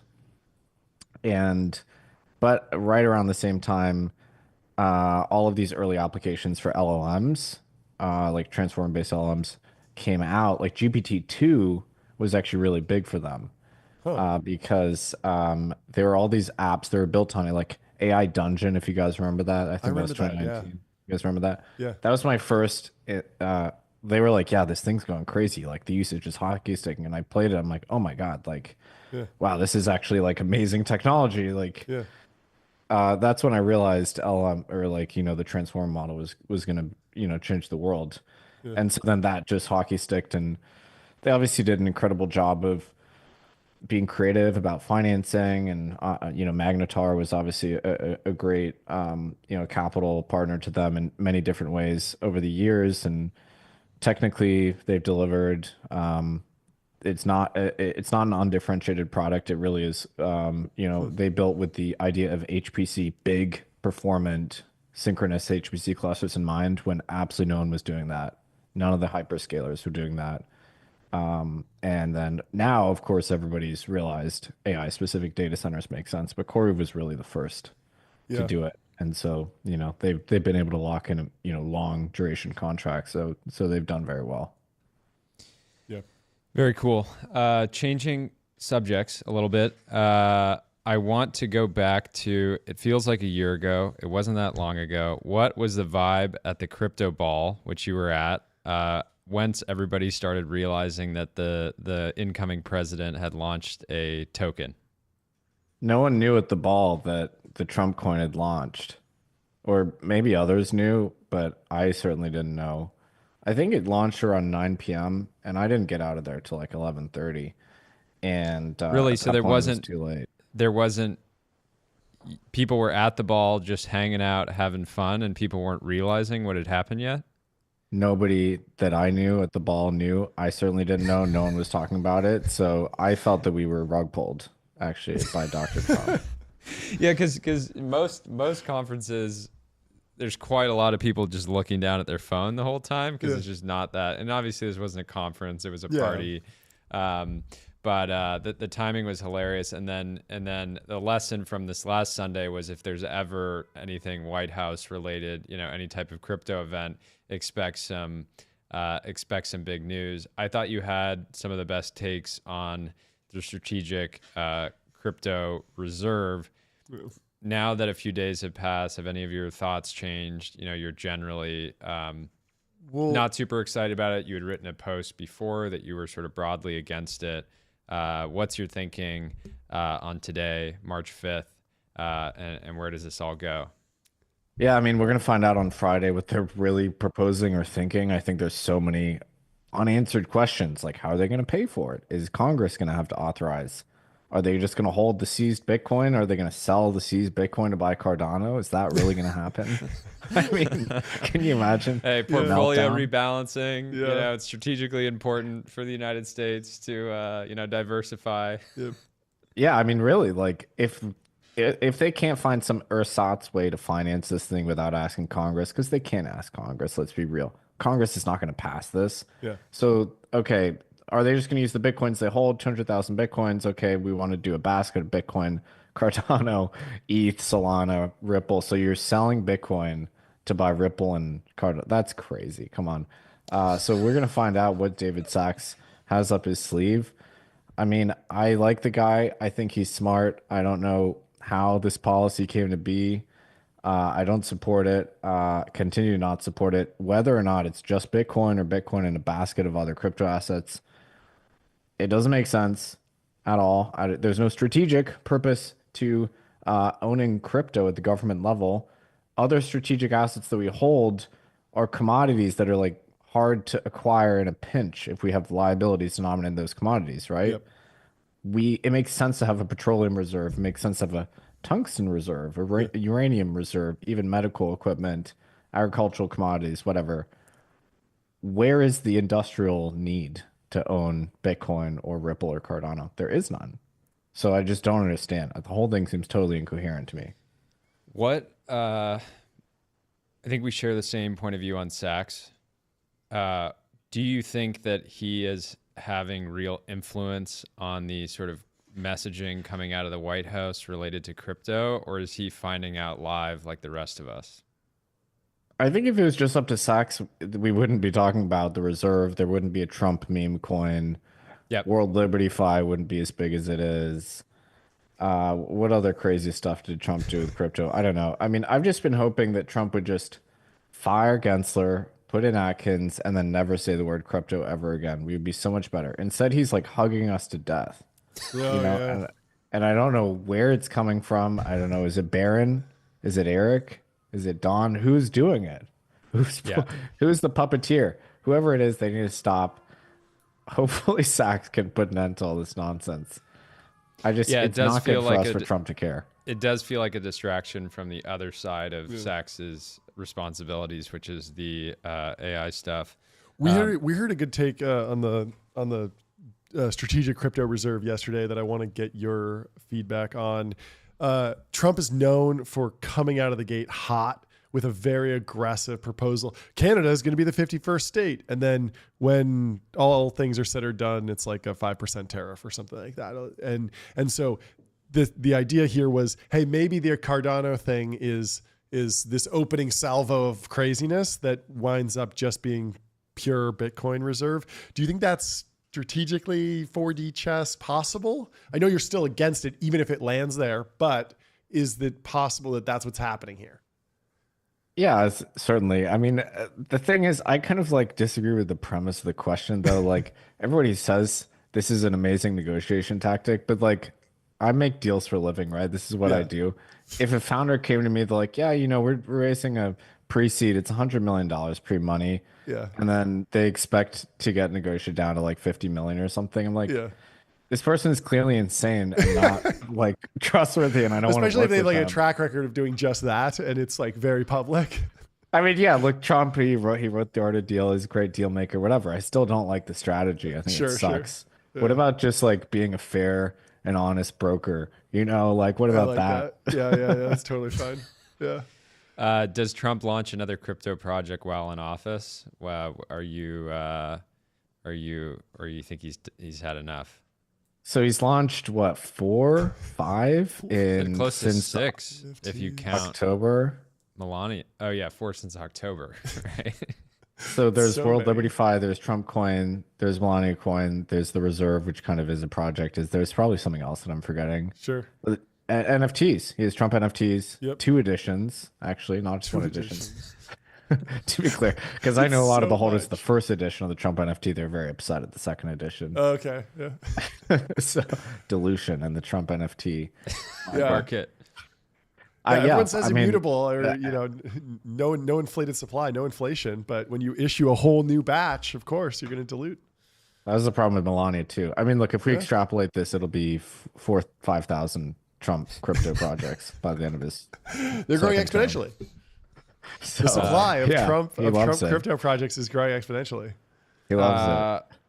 More broadly, where does crypto go from here? It feels like a very interesting moment because it's never had more attention. It's never had more users. It's never had more adoption, right? Even, with stablecoins, things like that. Yet the vibes are bad, right? Like there's and the price action is not what you would expect out of the government saying, we're going to start buying these assets. Where does it go from here? How are you thinking about it as an investor? I think markets are calling Trump's bluff. I actually don't think we're going to see a reserve. We might see a stockpile. I don't think we're going to see a reserve where we're using government taxpayer funds, regardless of how they're accounted for, whatever accounting tricks they use. We're not going to see taxpayer funds used to buy crypto assets. That's crazy. Okay, that's not going to happen. Markets are calling his bluff. Also, risk markets are going crazy. Everyone's worried about the tariffs and inflation. Yep. And recessionary signals, whatever, that probably explains a lot of the sell-off too. Vibes are really bad in crypto because the big L1 launches of this year have not done well. Meme coins are dead as a category. Even though we have sort of like emerging regulatory clarity around it, like the retail bid's just not there. I think retail got hosed one too many times. Yeah. So they're just not willing to do that. They don't want to buy the, $30 billion FDV hot new L1 that Andreessen put $400 million into, right? Nobody wants to do that. Okay. There's no ultimate buyer. So it's just VCs buying from other VCs now with a lot of these launches. So in terms of liquid tokens, yeah, like everyone's down bad. The cycle didn't happen. Bitcoin did well. Nothing else happened. There was no alt season, right? So the framework, people have this mental framework that's wrong, that cycles have to happen in a certain way and they happen every 4 years and it plays out like this. It didn't happen like that. In terms of like actual usage of blockchains, like it couldn't be better. Stable coins are taking over all of fintech, all of global finance, all of banking, remittances, B2B, international trade settlement. Like my corner of the world, the little stable coin corner, we couldn't be happier. But most people in crypto don't care about that. The coins matter, and the coins might be dead for a generation here. So, Yeah, how are you thinking about net new stablecoin investments? Where are the opportunities? Obviously, anywhere that money, fiat moves today is an opportunity for stables. But there's now been a bunch of teams sort of tackling, these various areas for a while. Are you making a lot of net new kind of pure stablecoin bets, or are you kind of letting your bets ride? yeah, I have wires going out for 2 new stablecoin related deals this week. So we're at 19 now in our portfolio, I believe. If you look at the stablecoin stack, I don't know how exciting this is, but there's the issuers, then there's like the infrastructure, like the intermediaries, like the B2B stablecoin startups. Then you have like consumer, which are like fintechs built on stables. The issuer game is like immensely competitive, and it's the domain of banks and consortia now. So like, and also basically no one's ever created a new stablecoin issuer from scratch that's done well, except for probably Athena. I mean, Tether and Circle dominate, so that one's very hard. The B2B stablecoin payments, like the PSP stablecoin based PSP thing, immensely commoditized. There's 100 new bridges, right? Everybody wants to be the next bridge. Very, very competitive, very hard, going to be thin margin. I'm looking at weird stuff like the banking layer itself. Like how do you incorporate stable coins into the core banking infrastructure? We're still looking at regional fintechs that have a stablecoin angle. Like that's very interesting to me. But so you're looking for moats. Like that would be more of like maybe a regulatory driven moat or a local network effect, something like that. But yeah, I think just like tossing checks into the next bridge, that's probably gonna be a losing strategy. Is TradFi even trying to move to stable coins in a meaningful way? Like in AI, we see, ChatGPT is dominant, but there's Gemini and Copilot from Microsoft, and every hyperscaler has their products baked in. Is Western Union thinking about working on this, or is it just, just completely the train's just passing them by because it's more complex from the regulatory perspective? I would say the major fintechs, non-bank fintechs, are very interested. They're looking at making acquisitions. Sure. The remitters are either being disrupted by stablecoin remitters or building their own. Okay. So for sure that's happening there. The big credit cards like Visa and MasterCard are pretty active. Like the big global payments networks are, I would say, all looking at it. The last bastion, though, is the banks, the domestic banks. Foreign banks are actually doing a lot of stablecoin stuff, depending. Like, look at SocGen or Standard Chartered, tons and tons of stablecoin stuff. The domestic banks have PTSD from what happened over the last 2 years with choke point. They are very afraid. I think many of them would like to be in the business of either issuing a stablecoin or being a service provider for stablecoin, being the first mile. That's going to take a lot longer. They're still afraid that the Fed is going to destroy them if they so much just think about stablecoins. Is it shifting from like regulatory arbitrage to more just like, I don't know, like whatever the inverse of fear, like boldness, courage, arbitrage. Like if you're courageous, there's an opportunity right now. I think so. That's good. That feels good. There's still a reg arb, actually. I mean, that's course, why people say reg arb to mean crime. Like I don't see it that way. A lot of like fintech thought leaders on Twitter will say that, like, oh, you're just doing reg arb, like you're just a criminal. Yeah. I mean, stablecoin, there will be questions asked of how stablecoins work from a KYC and surveillance perspective. That's actually not settled. That's a big gray swan hanging over the industry. People don't really talk about much. Gray swan. Never heard that term before. I like that. It's like a black swan, but some of us know about it. It's a known. It's a known unknown, not an unknown unknown.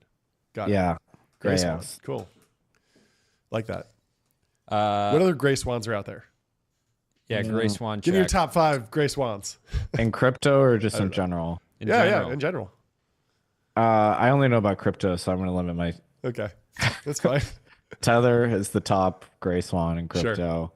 Sure. Can you explain that? We have some crypto investors and entrepreneurs in the audience, but I would say it's not the average. So why is Tether so sketchy? I know the answer, but I'll let you kind of explain. Yes. I mean, they did some like, let's say, light accounting fraud in the past.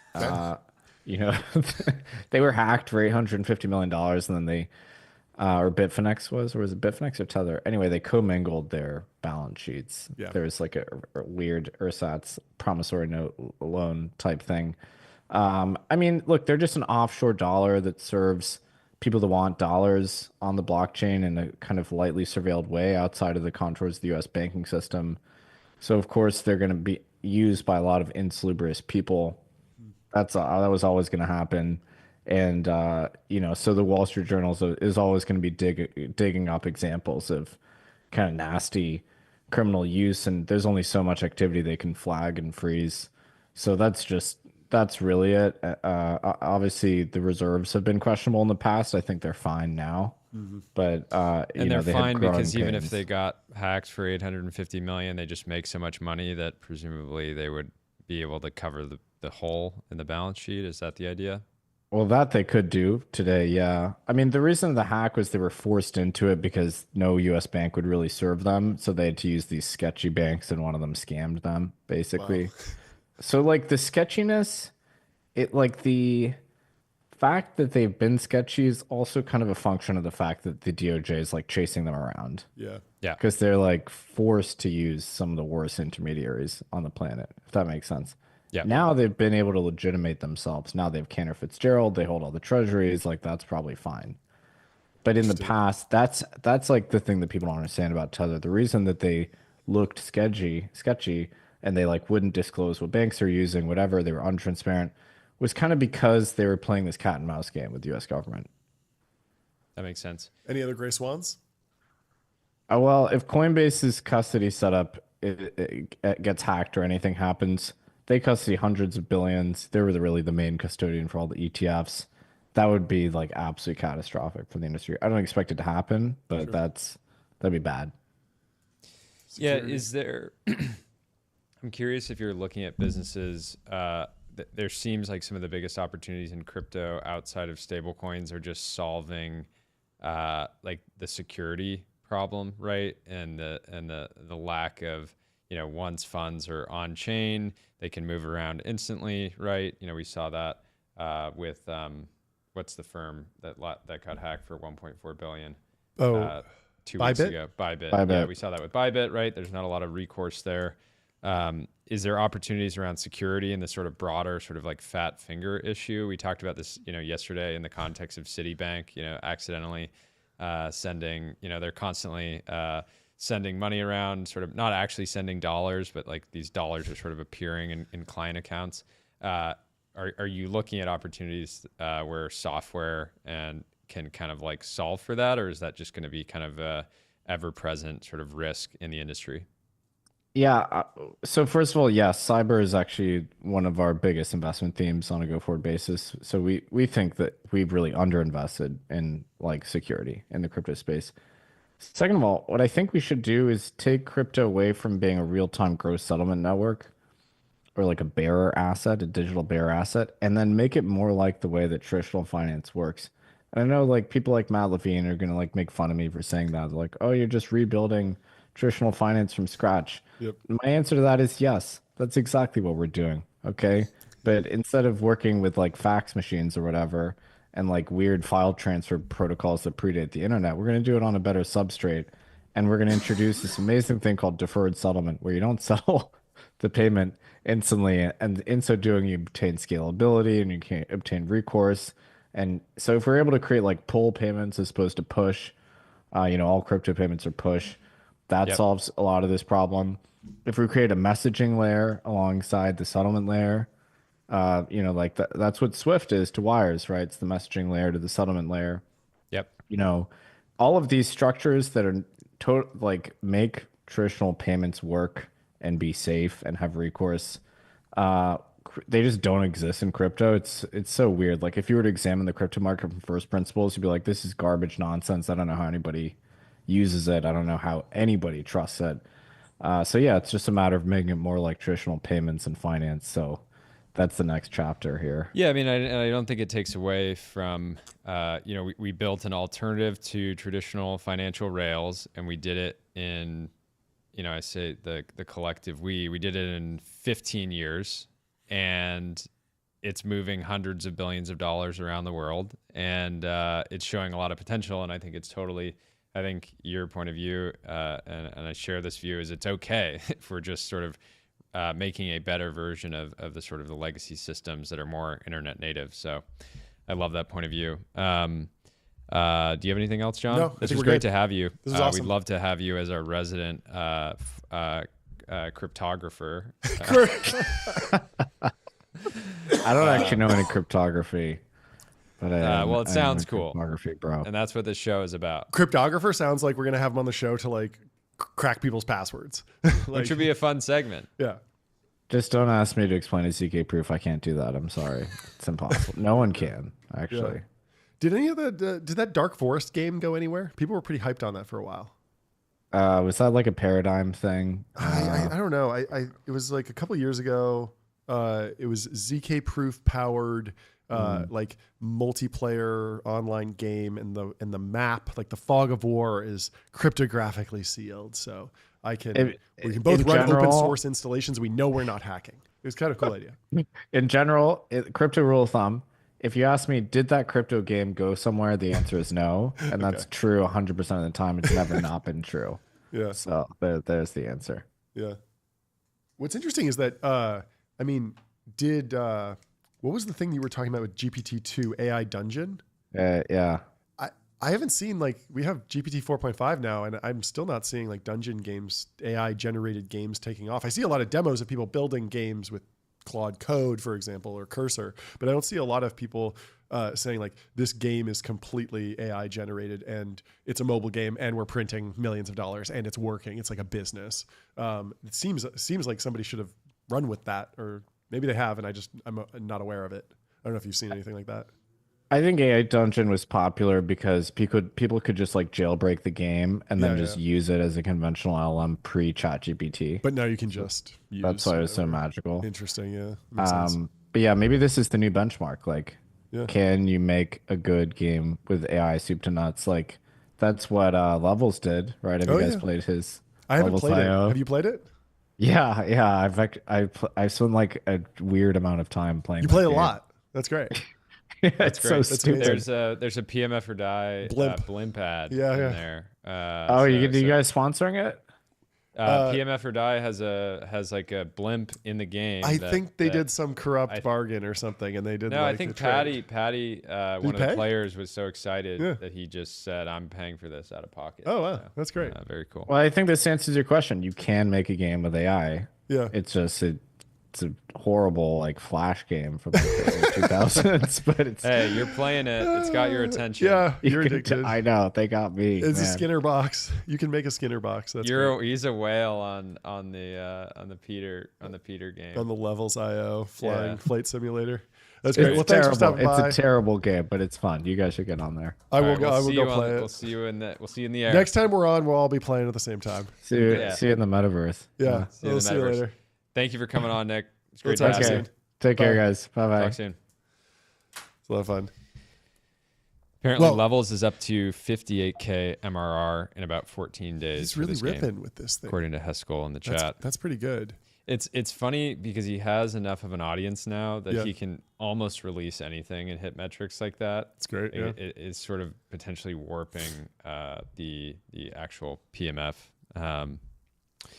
Who knows though? Do we got a couple of posts we can run through before I mean, we're inviting a Sequoia investor on, and Sequoia is an investor in Ramp, so let's do a Ramp ad. There we go. Time is money, save both. Easy to use corporate cards, bill payments, accounting, and a whole lot more, all in one place. Go to ramp.com to get started. There was news about CoreWeave. They're buying Weights and Biases for $1.7 billion. Did you see this deal? I saw that. Have you ever seen Weights and Biases before? I used to watch these videos called 2-minute papers, and they had this very interesting like professor who would have all these like funny turns of phrases, and he would always say, "Hold on to your papers," whenever he saw some like AI breakthrough, and he was like, and he had a bunch of other like funny like little phrases that everyone would like. He had a great community of like giving you updates on like what the latest AI papers are. And Weights and Biases was like his main sponsor. And so that's where I know about them. So Weights and Biases, they have paid tools, start for $50 per month for professionals, have attracted data scientists from various industries, including pharmaceuticals and medical imaging firms. It's more than 900,000 users hail from companies, including OpenAI, Siemens, and Salesforce. And so CoreWeave is expected to IPO at a public market valuation north of $20 billion. But its concentrated customer base has prompted investors to debate how long the company's growth will continue. Weights and Biases competes with major cloud providers and other AI-focused firms such as Databricks, Hugging Face, which sell similar tools to developers. Weights and Biases are common terms in the AI field. The revenue, the information couldn't figure out the revenue, but they raised at $1 billion valuation in 2021, and then $1.25 billion, slight up round in 2023. Company started in 2018 and previously raised $250 million in funding from investors, including Coatue Management, Insight Partners, and Felicis. I can never pronounce that. Felicis. Is that what it is? Yeah. I don't know. I think you got it at the end. Well, let's see about Shaun. Let's see. It's 12:31. I'm here. What's up, boys? Amazing. You made it. Welcome to the What's show. going on? I'm scared to pop on with you guys. You guys are wittier than me, and that's unfair territory. Well, I love the T-shirt. I had Counter-Strike. to do it. I figured you guys Fantastic. would There you like this one. What versions of Counter-Strike did you play throughout the years? So I was unbelievably hardcore, and Yeah. I played early, but primarily 1.0 to 1.6. 1.0. I started in 1.3. I was Played through 1.6. I played multiple Cal Invite teams. Cal Yeah, I, baby. me too. Did you? Yeah. Like- God's Exiled Angels, GXA. GXA. Dude, that's I don't lore. remember. And then EK, the Elite Knights for a while. I was on a bunch of these teams. I remember DEK. I'm probably older than you. Yeah. I was on a team called HTP, High Tech Okay. Performance, one Sick. called NEG. Did you ever go to the CPL? Of course. I went to I CPL could never in go. I Texas. could never convince my parents to go because I was too young. Yeah, They're like, what are you doing? Lugging a CRT monitor out to Texas? No way. Exactly. In the Volvo station wagon. Yeah, exactly. I would go to a lot of tournaments in SoCal. It's the best. Yeah. I remember going to a tournament at a Best Buy, and we played against this team called, what was it? It was, these guys made one of the protocols before 3G. There were two different wireless protocols. I forget what they were called. I mean, remember I think, I can't remember the timing. Like maybe 1G was primarily TDMA, like the original time division multiplexing. Then That's right. 2G was primarily like CDMA. CDMA, yeah. So we go up against these guys, division multiplexing, and their clan tag algorithm. is Let's go. CDMA. And we're like, why? What does that stand for? Like, is it like, division Counter-Strike, cool multiplexing guys, algorithm. like everyone's name usually is like a reference to like the that's game. a good name. And their name was like this reference to this wireless protocol. And we were like, why did you name it that? And they're like, well, we're the guys that invented that. And No like, way. And like, we're the founders of the company or Honest. something that did something. So and they they're like absolutely Qualcomm? destroyed us. They were really, really good. Yeah, exactly. They were like Qualcomm engineers, basically. And so they destroy us. And then they felt so bad because we were like 13 years old that they gave us the prizes, which was great. So there was, when I first started playing, the best team in the world was called TSO, and they Okay. were based in Seattle. Yeah. And they were like, I never met them because I was a little kid at the Yeah. time, but they were described as like Yeah. telecom engineers too, but they Yeah. were more on the infrastructure side. Like they would actually build the early fiber connections and stuff. And so, I mean, that was how you got an advantage back then. Like if you could 100%. figure out a better internet connection, Networking, you baby. would have an advantage every time you played. And so I got an F in high algebra frequency gaming. 2 in high school, but I got a networking education through Counter-Strike. yeah, fantastic. Well, I don't know. Are we live, guys? We are We're live. live. We've been Let's live. go. Anyway, Shaun Maguire's here, partner at Yeah, Sequoia. we're live. I'm so glad we didn't have like a Zuck moment. Zuck was on Rogan, Yeah. and he was like he was LARPing, like he does like bow hunting and Oh, yeah. hunting, and like Joe Rogan started kind of pressing him on it. Like John's asking you, like, oh, you got the Counter-Strike T-shirt, and like you actually could like back it up, but like, Of course. of course, Zuck like actually didn't have much substance behind it. Like, Yeah, I'm yeah, sure he yeah. had it, but no. Oh, man. We are live. Super excited to chat. There's been Yeah, so many. SpaceX, Elon companies. That's what we want to dive into today. Yeah, first of all, we are a show built on X. Take a little victory lap on X. You invested in Yes. Take Private. $800 million, guys. And no Let's victory go. laps Hey. until it's exited in liquid, but there has been some saving of democracy that's been happening. No, and the bigger thing is, I think around 6 months ago there had been, legacy media like the Washington Post basically reporting, coming out and saying Sequoia Capital and listing out all the investors have lost $20 billion on this investment. Now that obviously wasn't, true. It wasn't.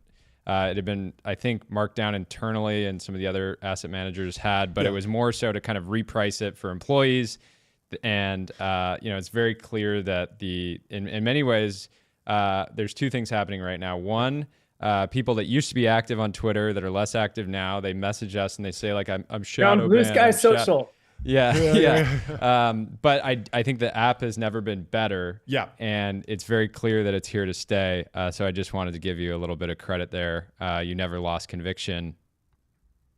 I mean, no, on that, I never lost conviction. A lot of people did. And I think that people are very susceptible to believing what they're told.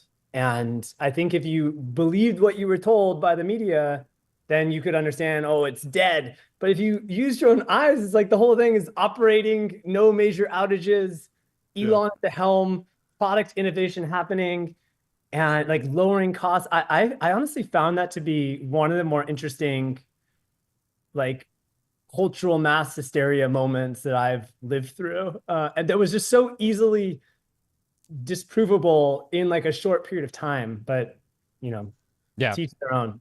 I'm glad you only had to wait a couple years. It would have been more excruciating if it had taken much longer to get kind of repriced.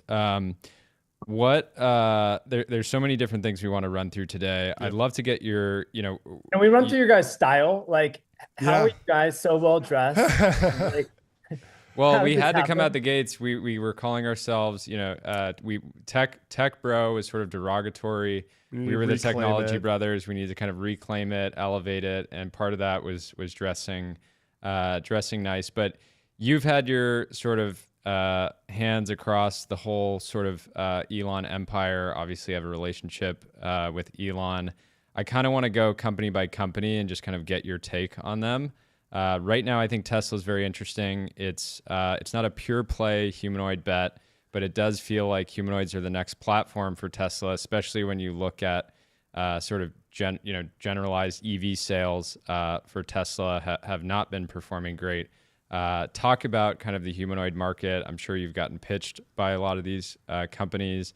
I'm guessing you're still a Tesla shareholder, but talk to us about that category because it seems to have everybody's attention for good reason. So first of all, I work at a registered investment advisor. None of it is financial advice. This is my own entertainment. Opinion. Also not the opinion of Sequoia Capital. This is all me as a dumb individual, Shaun Maguire. As a poster. Nonsense. And also, we're not investors in Tesla, just given the timing and that it was public. We're major investors in SpaceX, investors in Boring Company, investors in X, investors in XAI. And I love all those companies and very optimistic about all of them. On humanoids, look, I strongly believe it's gonna be a real thing and a giant thing. I think the only question is like the time frame for when this happens. I don't think it's an if, I think it's a when. I really struggle to make a forecast there, in part because there's such a complex supply chain, and there's just so many different subcomponents from, my partner Constantine has spent a lot of time thinking about rare earth metals and like getting, different rare earths for making magnets, all the way to, like scaling manufacturing to, like every individual sensor, every actuator. Like, I really just don't know the scaling of it. But I was at the Tesla Optimus event. I can't remember when, maybe 6 months ago or whatever. And it was more impressive in person than I think people realized online. Like, I was just standing there in the street. It was at some studio in LA, and you're just standing there, and all of a sudden, like 20 robots started walking out from behind a curtain, like right next to me. And I think it's one thing when you just like see a robot video. It's another thing when you see like a tethered robot demo. To see 20 untethered robots walking in like a progression. And I genuinely couldn't tell at first if it was human in a costume or a robot. And I had to like figure out, how do I verify? Because it's about the same size, and they were maybe 20 feet away when they first started coming out. And so I was like scanning down the whole thing. And then you look at the waist, and the waist was very narrow. it's like, holy crap, that really is a robot just walking. And they were out there for about 2 hours interacting with the crowd.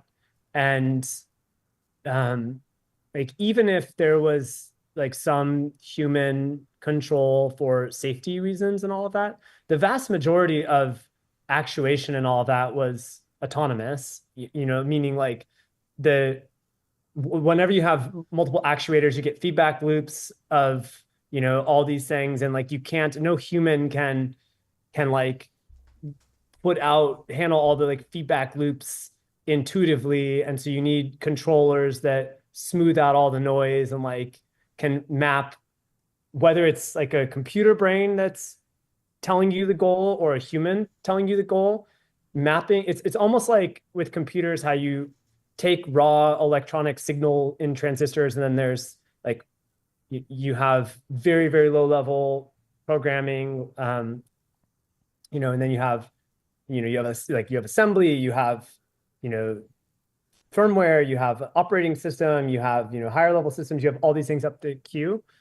It's like everything other than maybe the final operating system level everything else was basically autonomous. And it was insanely impressive. And so it really gave me the sense of the stuff that's coming soon. I just don't know exactly when. And I think that for Elon, he is playing all the different angles of AI, from, foundation model with XAI to robots, which I think will be like the ultimate embodiment of like the combination of, if you have AGI plus a robot, that's what lets you do kind of unlimited amounts of physical work in the real world. The foundation model lets you do kind of unlimited just knowledge work. And then, Neuralink lets you merge with the AI. If we actually get like AGI that's way smarter than us, it's maybe existential for humans. But if if we have Neuralink, we can merge. Just put the AGI in your own head, and now you're, an enhanced human. We're back to playing Counter-Strike. Me and you are going to be piloting Tesla Optimus robots against each other, shooting each other with AR-15s. It's like chess. Like no human can beat the chess systems, but it's still fun to play chess. You still have Magnus. Yeah. Up, Heroku or whatever his name is. We're still going to be tearing each other up at the LAN. And I think we'll be doing more of that with AGI.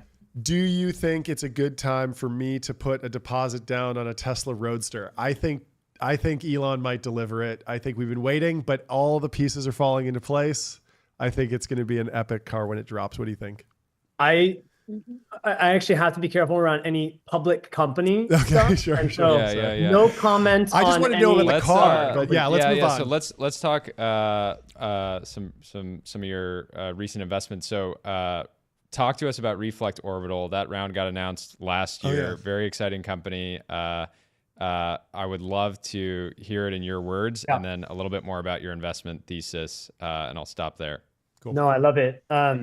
So for anyone that doesn't know, Reflect Orbital is an absolutely insane idea where they want to eventually have a constellation of satellites that reflect sunlight back down to the Earth, with kind of two phases of the business. The first phase is lighting applications.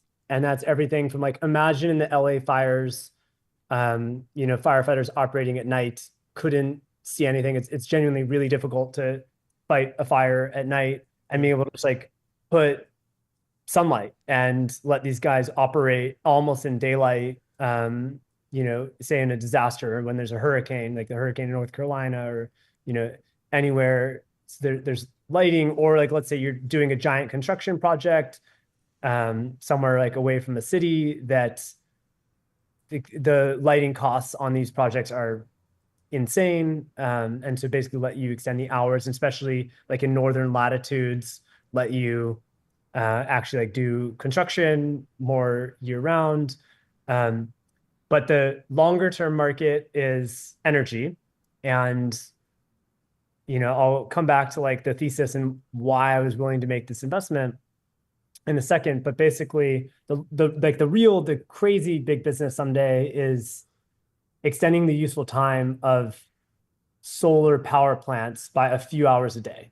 So it depends on the latitude and time of year, but like a solar farm will, operate with like decent efficiency, call it 10 hours a day on average, something like that.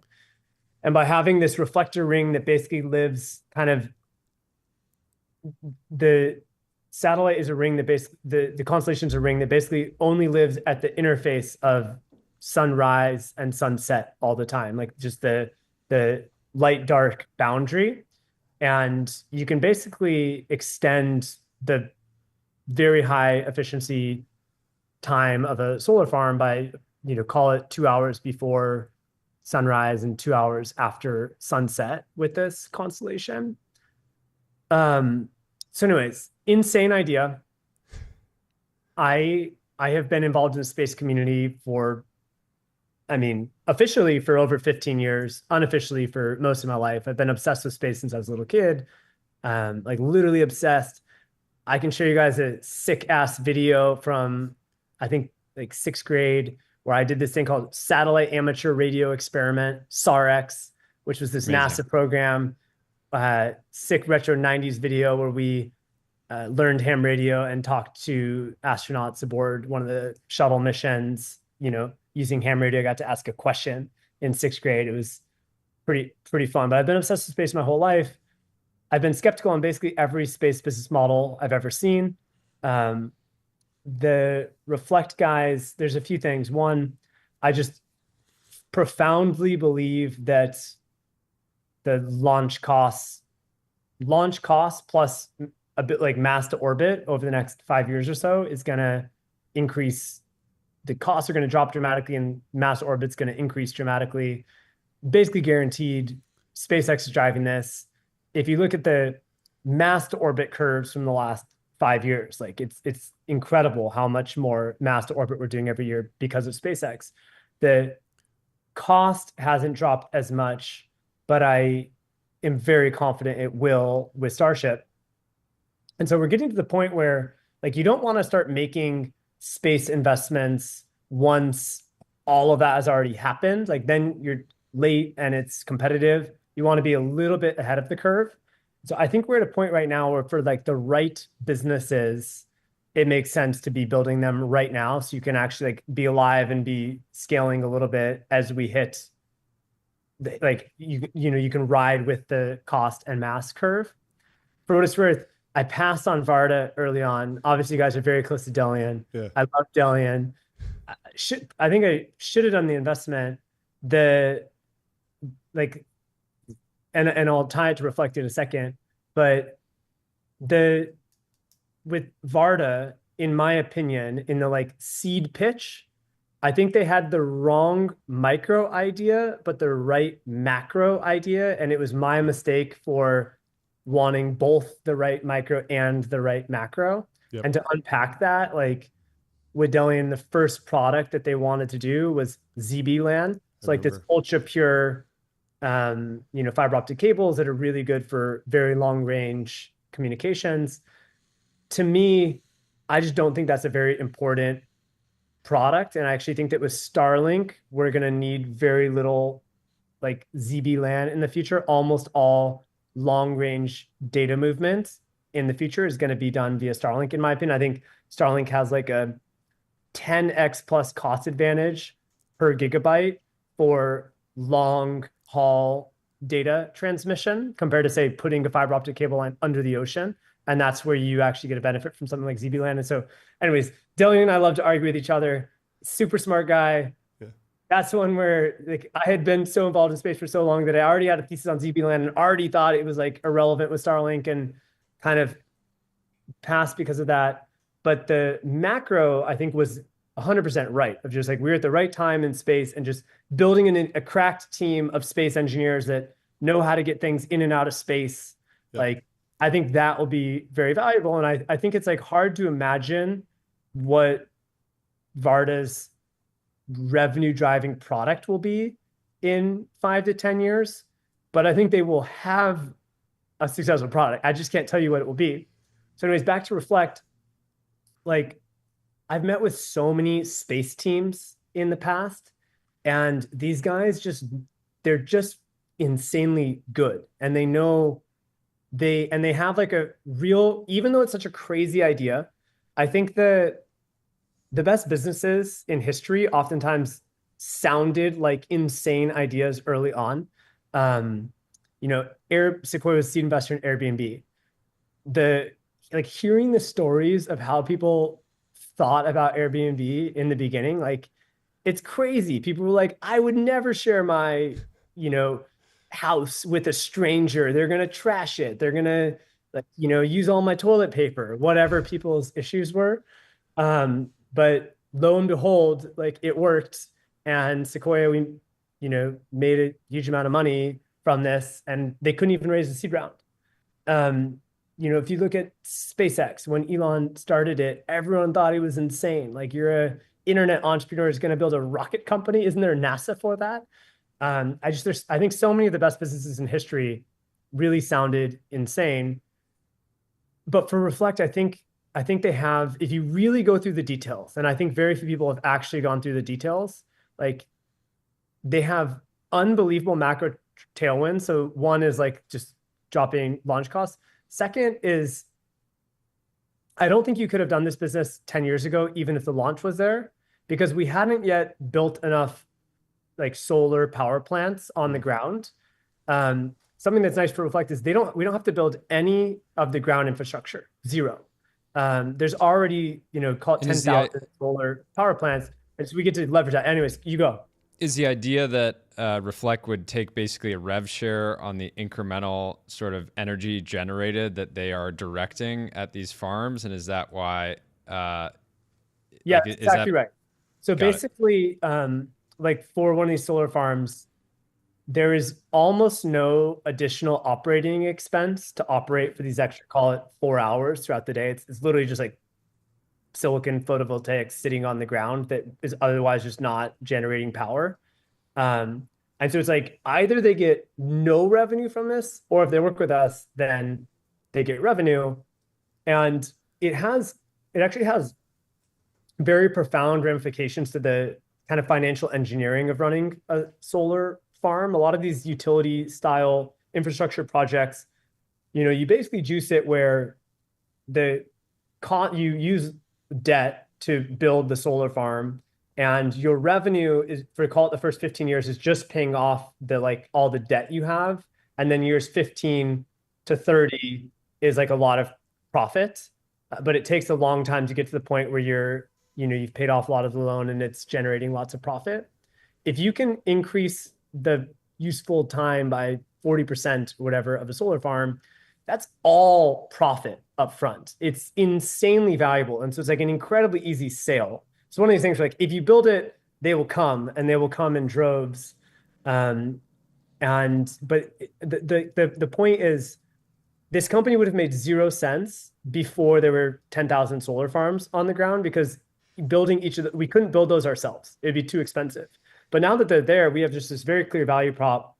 I think these guys actually know how to build the satellites needed. And anyways, it's an easy idea to shit on, and it may not work, but I believe in taking risk, and I think these guys. What I'm excited for, I want to sit outside at night, set up our podcast set. You come over, and the sun just appears, and we do the the first podcast under space sunlight. I love it. Question for you. I think it's easy to see why SpaceX is a multi-$100 billion company. In many ways, it feels cheap at times, being the sort of toll road to space. At the same time, how do you advise? Is there sort of any type of fear among founders that are building, spacefaring startups, that what if SpaceX does this, right? So you're benefiting from the sort of decreased launch costs, but at the same time, there's this risk that somebody that can has even more access to space can sort of enter that market. How do you think about that risk? Well, I think that Elon has probably the biggest target on his back from a like regulatory perspective of anyone, and there's no one I'm aware of who takes like antitrust and all that more seriously than him. And like I think that those guys are gonna like they're just building the best launch platform in the world, and they probably will launch some other business. Like obviously they launched Starlink, but I think there's also a fixation on Mars that's sort of helpful, right? Definitely. It's like it's actually great that the attention is going there, and there's plenty of opportunity in sort of low Earth orbit for the rest of us. Yeah, so I think that's a great point. Look, I think SpaceX is deeply incentivized to have a giant ecosystem of lots of great independent companies in space, and I think especially in LEO. And yeah, you're right. I mean, I think the focus is going to be Mars in addition to Starlink, which is already, operating and scaling. And on Mars, I'll just say, I've always thought just from an intellectual perspective, it's the coolest thing ever to build a city on Mars. But from like when I wrote my initial SpaceX investment memo, it's like, yeah, I don't really understand Mars from a business perspective, but like, I think this is going to be such a great company. Yeah. Like irrespective of it, that it's fine. Like it's a side quest. Yeah. From a business perspective. I am now at the point where I really believe that Mars is going to be like one of the biggest profit generating endeavors in history, and not like from the direct, like building a city on Mars, but from all the indirect things. And I'm sure you guys remember all the myths about, or all the stories about NASA in the 60s and 70s, all the spin-off technology, microwaves, and materials, and all these different things. I think the spin-off technologies from having a clear goal of building a self-sustaining city on Mars, which will have about 1 million people or whatever in 30 years, the spin-off technology is going to lead to space probably going to have to make sure that nuclear power plants in a box get built that are very safe and reliable and you can transport in space. It's going to have to perfect vertical farming. Yep. Going to have to perfect surgical robots. Going to have to, or just have Optimus do it. But, there's so many things. Going to have to make fabs that you can like assemble in space that can remake whatever, leading edge silicon you need. Going to have to do mining. I think all the second order effect spin out businesses that are going to come from this are going to be outrageously valuable. And there's something about when you have a clear goal and all the constraints of like being in Mars. One, it lets you recruit the best people in the world because it's such a cool project, and the best people will do more than a level below.